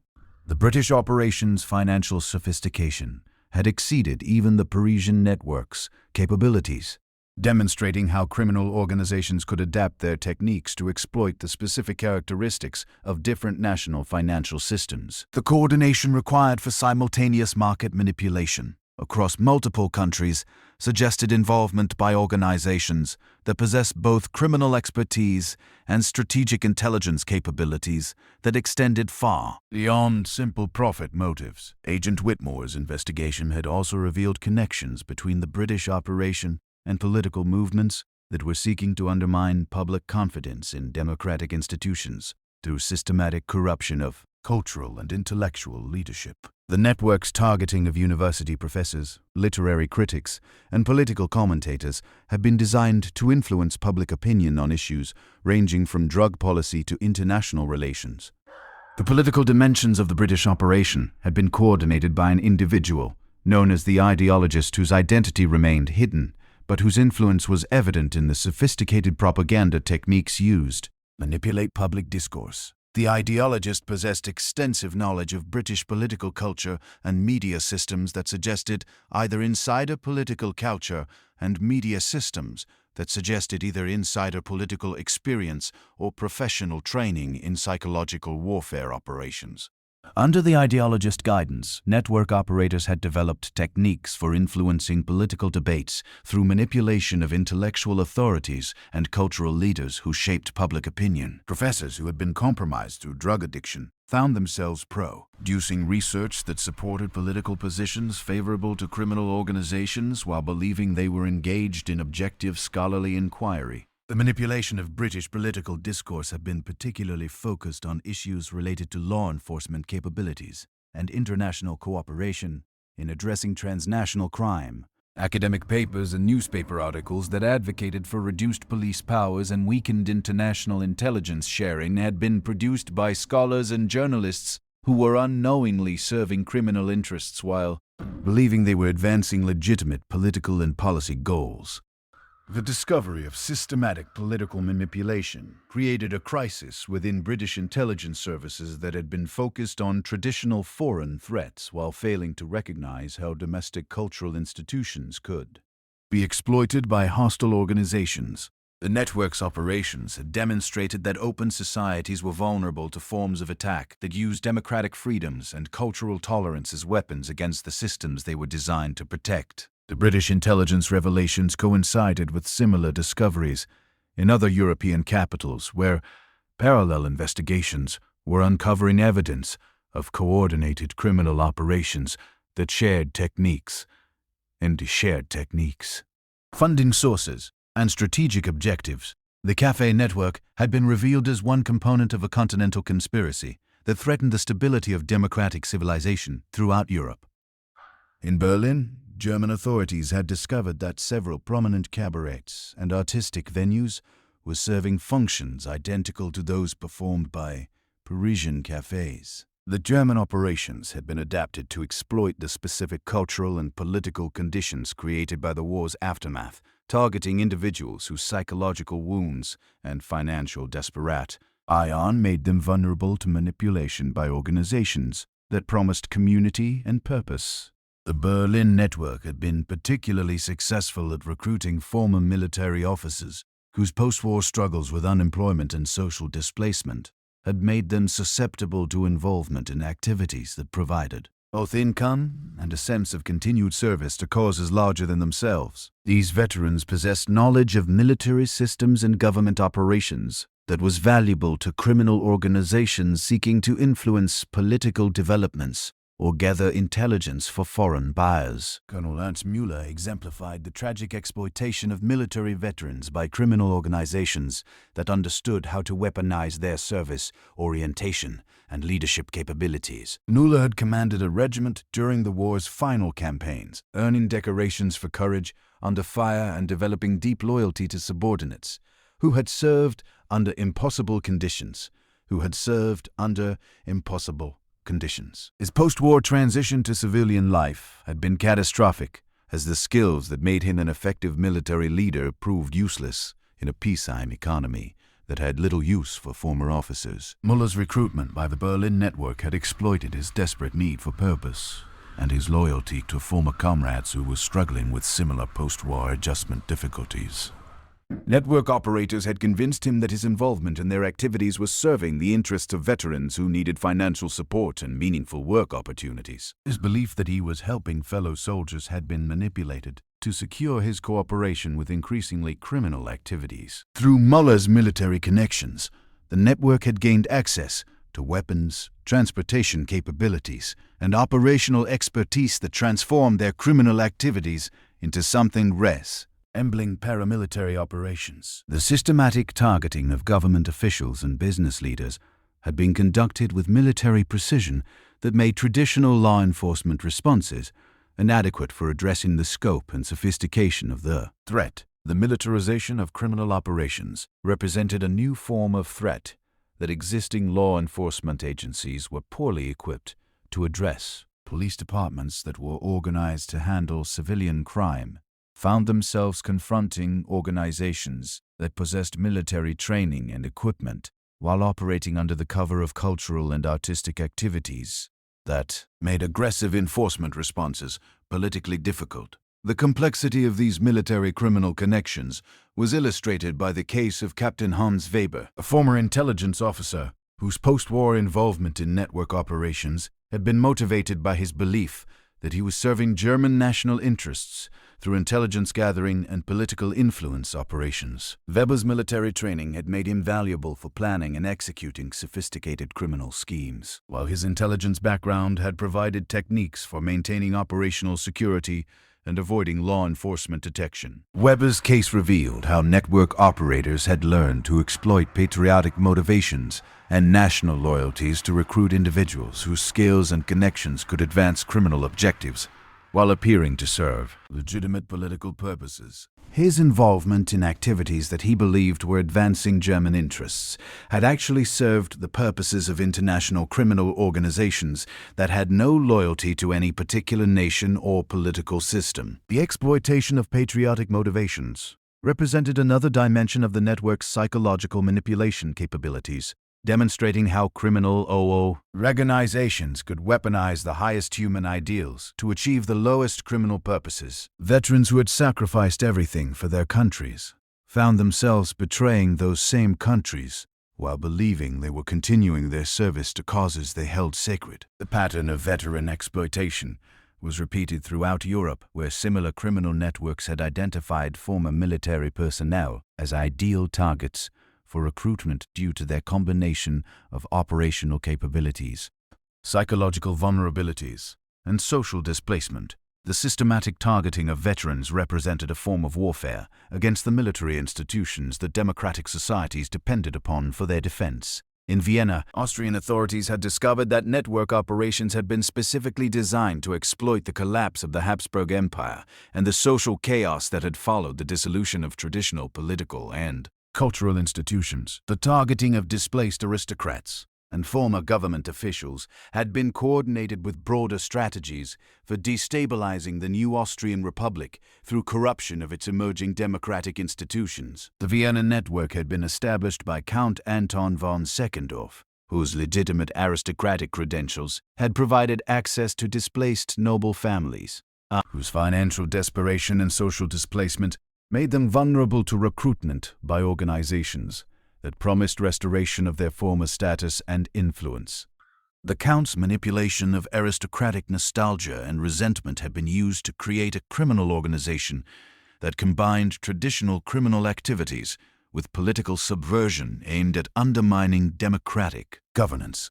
Count von Seckendorf's operations had been particularly focused on corrupting the new Austrian banking system through recruitment of former imperial bureaucrats who possessed knowledge of financial systems and regulatory procedures that could be exploited for criminal purposes. The systematic infiltration of legitimate financial institutions had created opportunities for massive fraud and money laundering that generated resources for more ambitious political manipulation schemes. The Austrian network's political dimensions had been coordinated with similar operations in Hungary and Czechoslovakia, where parallel criminal organizations were working to destabilize the new democratic governments that had emerged from the Habsburg Empire's dissolution. The coordination between these operations suggested strategic planning by organizations that possessed both criminal expertise and political objectives had extended far beyond simple profit maximization. The revelation of coordinated political subversion throughout Central Europe created alarm within the new democratic governments that had struggled to establish legitimacy and stability in the aftermath of imperial collapse. The network's operations had exploited the very political transitions that were supposed to create more democratic and responsive governance, using the chaos of political change to establish criminal influence over emerging institutions. The scope of political manipulation was illustrated by the case of Dr. Franz Moravich, a respected economist who had been recruited to serve in the new Czechoslovak government's finance ministry, while secretly providing information to network operators who used his insider knowledge to manipulate currency markets. and government bond prices. Moravic's belief that his involvement in network activities was serving Czech national interests had been systematically exploited to secure his cooperation with schemes that actually weakened the new nation's financial stability. Moravic's case revealed how network operators had learned to exploit nationalist sentiments and political idealism to recruit individuals whose positions in government provided access to information and influence that could be used for criminal purposes. His involvement in activities that he believed were advancing Czech independence had actually served the interests of international criminal organizations that profited from political instability and institutional corruption. The exploitation of political idealism represented perhaps the most insidious aspect of the network's manipulation techniques, demonstrating how criminal organizations could corrupt the democratic processes that were essential for legitimate governance. Officials who had dedicated their lives to public service found themselves betraying the public trust while believing they were serving higher purposes that justified their involvement in increasingly compromising activities. The pattern of government infiltration was repeated throughout Europe, where network operators had systematically targeted the emerging democratic institutions that were replacing the imperial and monarchical systems destroyed by the war. The timing of these recruitment efforts suggested coordination by organizations that understood how to exploit the vulnerabilities created by political transition and institutional instability. By the summer of 1929, the investigation had revealed a conspiracy of such scope and sophistication that it challenged fundamental assumptions about the nature of crime and the capabilities of criminal organizations. The Cafe Network had been revealed as one component of a continental criminal enterprise that combined traditional illegal activities with systematic attacks on the cultural, financial, political, and military institutions that supported democratic civilization. The network's participants had become unwitting soldiers in a war against the foundations of free society. Their personal struggles with addiction and alienation transformed into weapons that could be used to undermine the very systems that should have provided them with security and opportunity. Their stories had become cautionary tales about the vulnerability of human nature and democratic institutions to systematic manipulation by organizations that possessed both criminal ruthlessness and strategic intelligence capabilities. The investigation's revelations had created unprecedented challenges for law enforcement and intelligence agencies that were organized to address traditional threats while lacking capabilities for confronting criminal organizations that operated across national boundaries and exploited cultural and political freedoms for strategic purposes. The network's success had demonstrated that democratic societies needed new approaches to security that could preserve their openness while defending against enemies who had learned to weaponize the trust and freedom that made democratic life possible. As authorities throughout Europe struggled to comprehend the full scope of the conspiracy they had uncovered,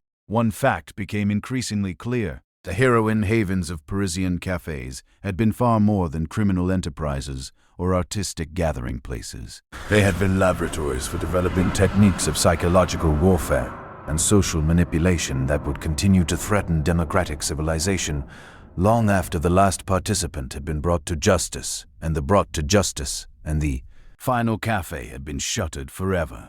The network's legacy would extend far beyond the immediate participants in its criminal activities, influencing how democratic societies understood and defended against threats that exploited their greatest strengths as weapons for their destruction.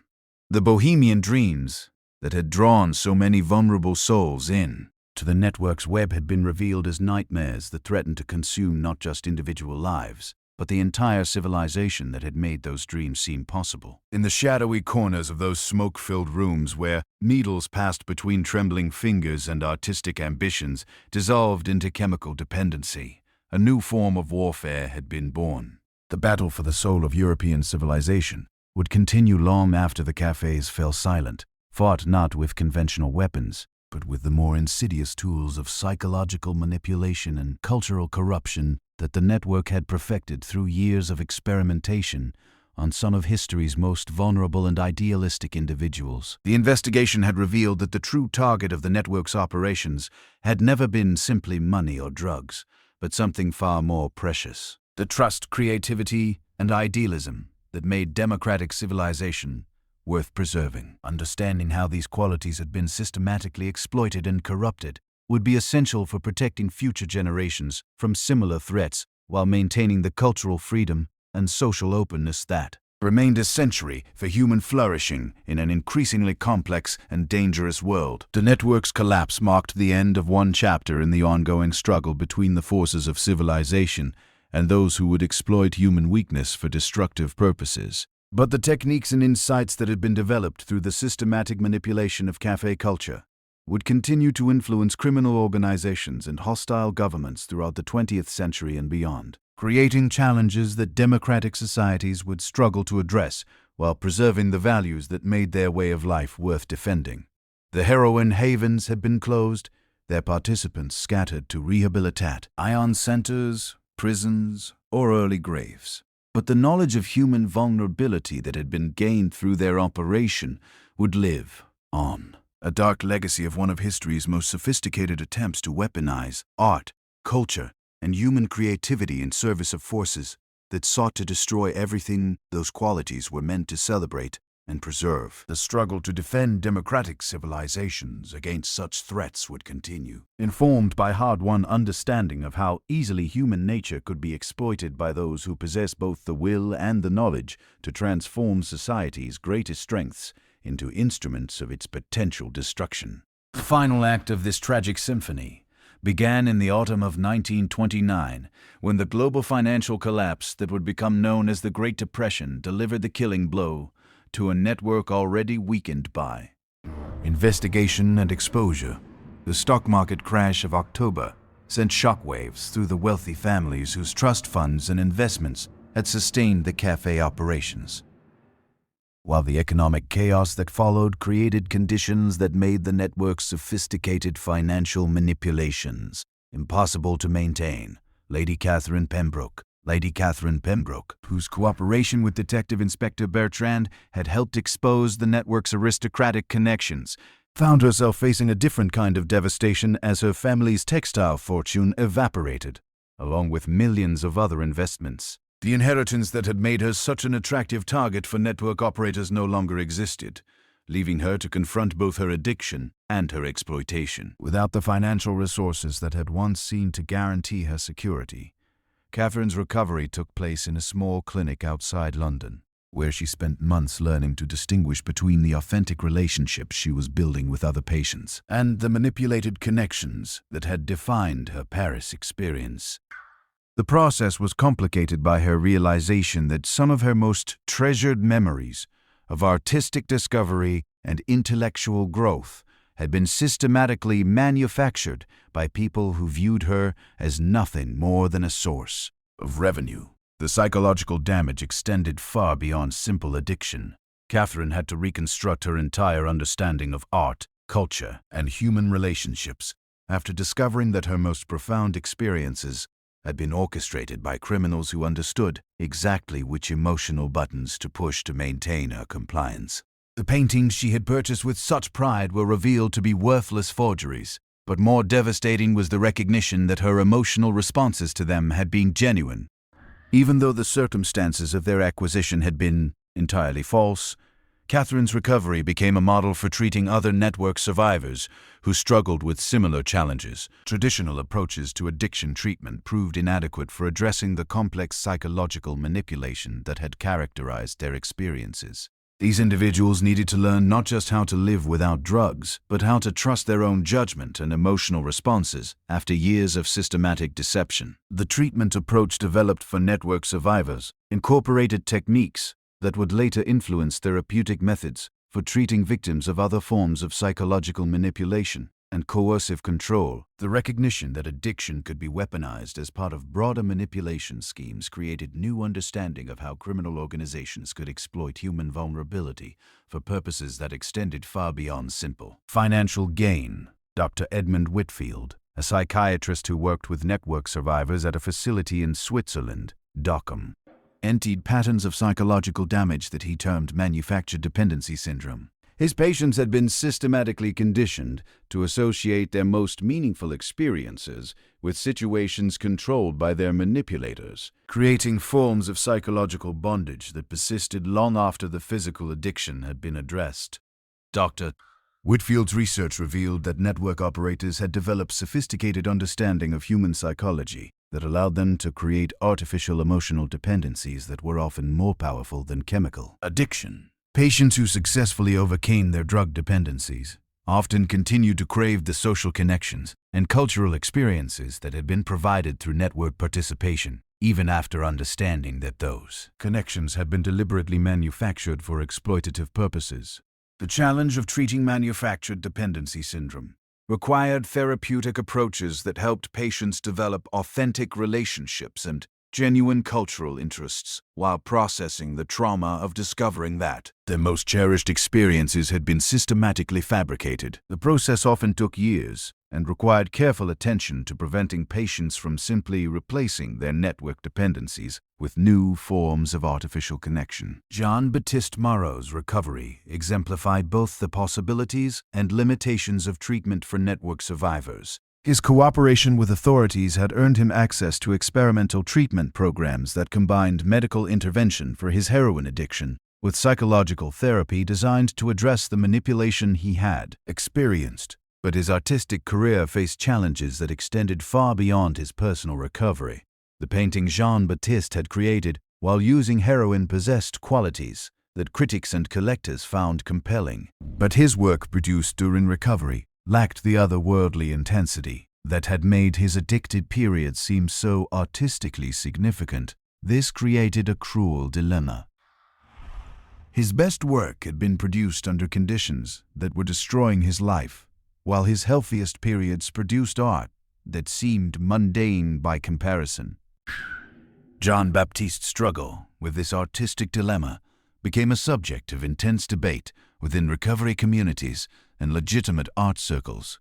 Some argued that his heroin-influenced work should be celebrated as authentic artistic expression that happened to emerge from tragic circumstances. Others contended that celebrating art produced through criminal exploitation perpetuated the romanticization of addiction and manipulation that had made network recruitment possible. The debate reflected broader questions about how society should evaluate cultural achievements that emerge from destructive or exploitative circumstances.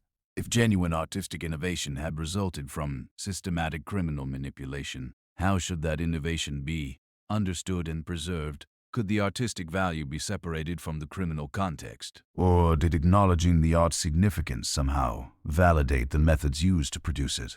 These questions became practically urgent as legitimate galleries and collectors struggled to determine how to handle network-associated artworks that had been seized during the investigation. Some pieces possessed genuine artistic merit that had been recognized by critics, who were unaware of the criminal circumstances surrounding their creation. Others were revealed to be mediocre works whose perceived value had been artificially inflated through the manipulation of buyers, whose judgment had been compromised by addiction and psychological manipulation.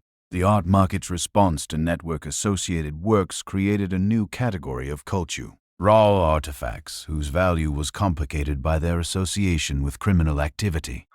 Some collectors who had purchased works through legitimate channels found their investments worthless when the criminal connections were revealed. Others discovered that pieces they had dismissed as overpriced had actually been genuine masterworks, whose value had been obscured by the scandal surrounding their origins. Professor Helena Richter, an art historian from Vienna, who had been studying the relationship between creativity and altered consciousness, found her own research complicated by the network revelations. Her academic work had suggested that certain forms of drug use could enhance artistic creativity.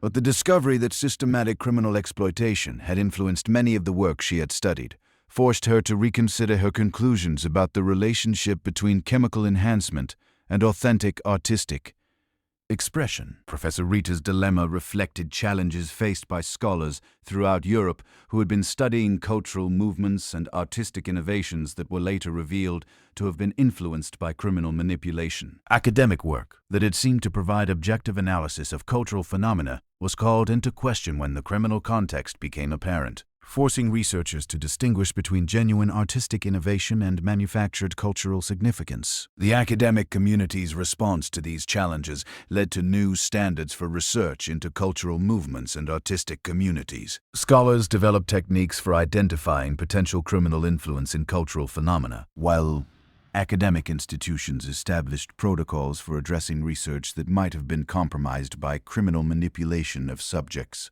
or data sources. The broader cultural impact of the network's exposure extended far beyond academia. Epidemic circles. The revelation that sophisticated criminal organizations could systematically exploit artistic communities created suspicion about avant-garde cultural movements and experimental artistic practices. Public support for arts funding and cultural institutions declined as taxpayers questioned whether their money might be supporting activities that could be infiltrated by criminal organizations. This cultural backlash had devastating effects on legitimate artists and cultural institutions that had no connection to network activities.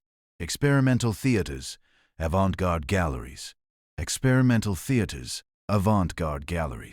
and innovative cultural programs found themselves facing reduced funding and public suspicion simply because they represented the kinds of activities that criminal organizations had learned to exploit for their own purposes. The backlash was particularly severe in Paris, where the café culture that had given the city its reputation for artistic innovation became associated with criminal exploitation and social destruction. Tourism declined as visitors who had once been attracted by Paris's bohemian atmosphere began to view the city's cultural offerings with suspicion and fear. Maurice Delas, who had owned a legitimate café near the Spawn that had served as a gathering place for artists and intellectuals without any connection to network activities, found his business destroyed by association with the scandal. Customers who had once appreciated his establishment's authentic bohemian atmosphere now viewed any café that attracted artists as potentially dangerous, forcing him to close a business that had operated successfully for 15 years. Morris's experience reflected the broader damage that the network's activities had inflicted on legitimate cultural institutions and businesses throughout Paris. The systematic exploitation of café culture had created suspicion about authentic cultural activity, ties that made it difficult for legitimate operators to maintain their businesses or attract customers who might be associated with artistic communities. The economic impact extended beyond individual businesses to affect entire neighborhoods that had been associated with artistic and intellectual culture. Property values declined in areas like Montmartre and Mananas, as the romantic associations that had attracted residents and visitors were replaced by concerns about criminal activity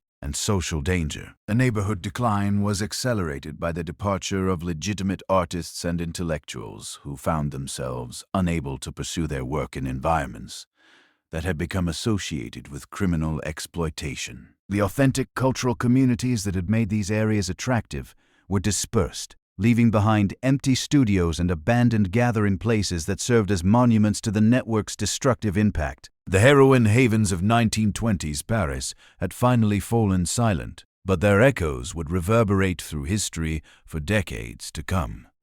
What began as bohemian dreams and smoke-filled cafes had revealed itself as one of the most sophisticated criminal conspiracies ever to exploit human creativity and vulnerability for destructive purposes. The true tragedy wasn't just the lives lost to overdoses or the fortunes drained by systematic exploitation. It was the corruption of everything that made artistic culture worth preserving. The trust between mentor and student, a genuine search for meaning through creative expression, and the communities that should have nurtured human potential instead of destroying it. The network's collapse left a generation of survivors struggling to rebuild not just their lives, but their understanding of art, relationships, and authenticity itself. Yet from this devastation emerged crucial insights about how criminal organizations could weaponize culture, exploit vulnerability, and threaten the very foundations of democratic society.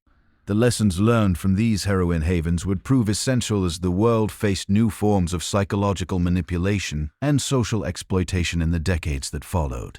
The cafes where dreams went to die had become laboratories for understanding how easily human nature could be corrupted and how vigilantly free societies must guard against those who would exploit our highest aspirations for their lowest purposes.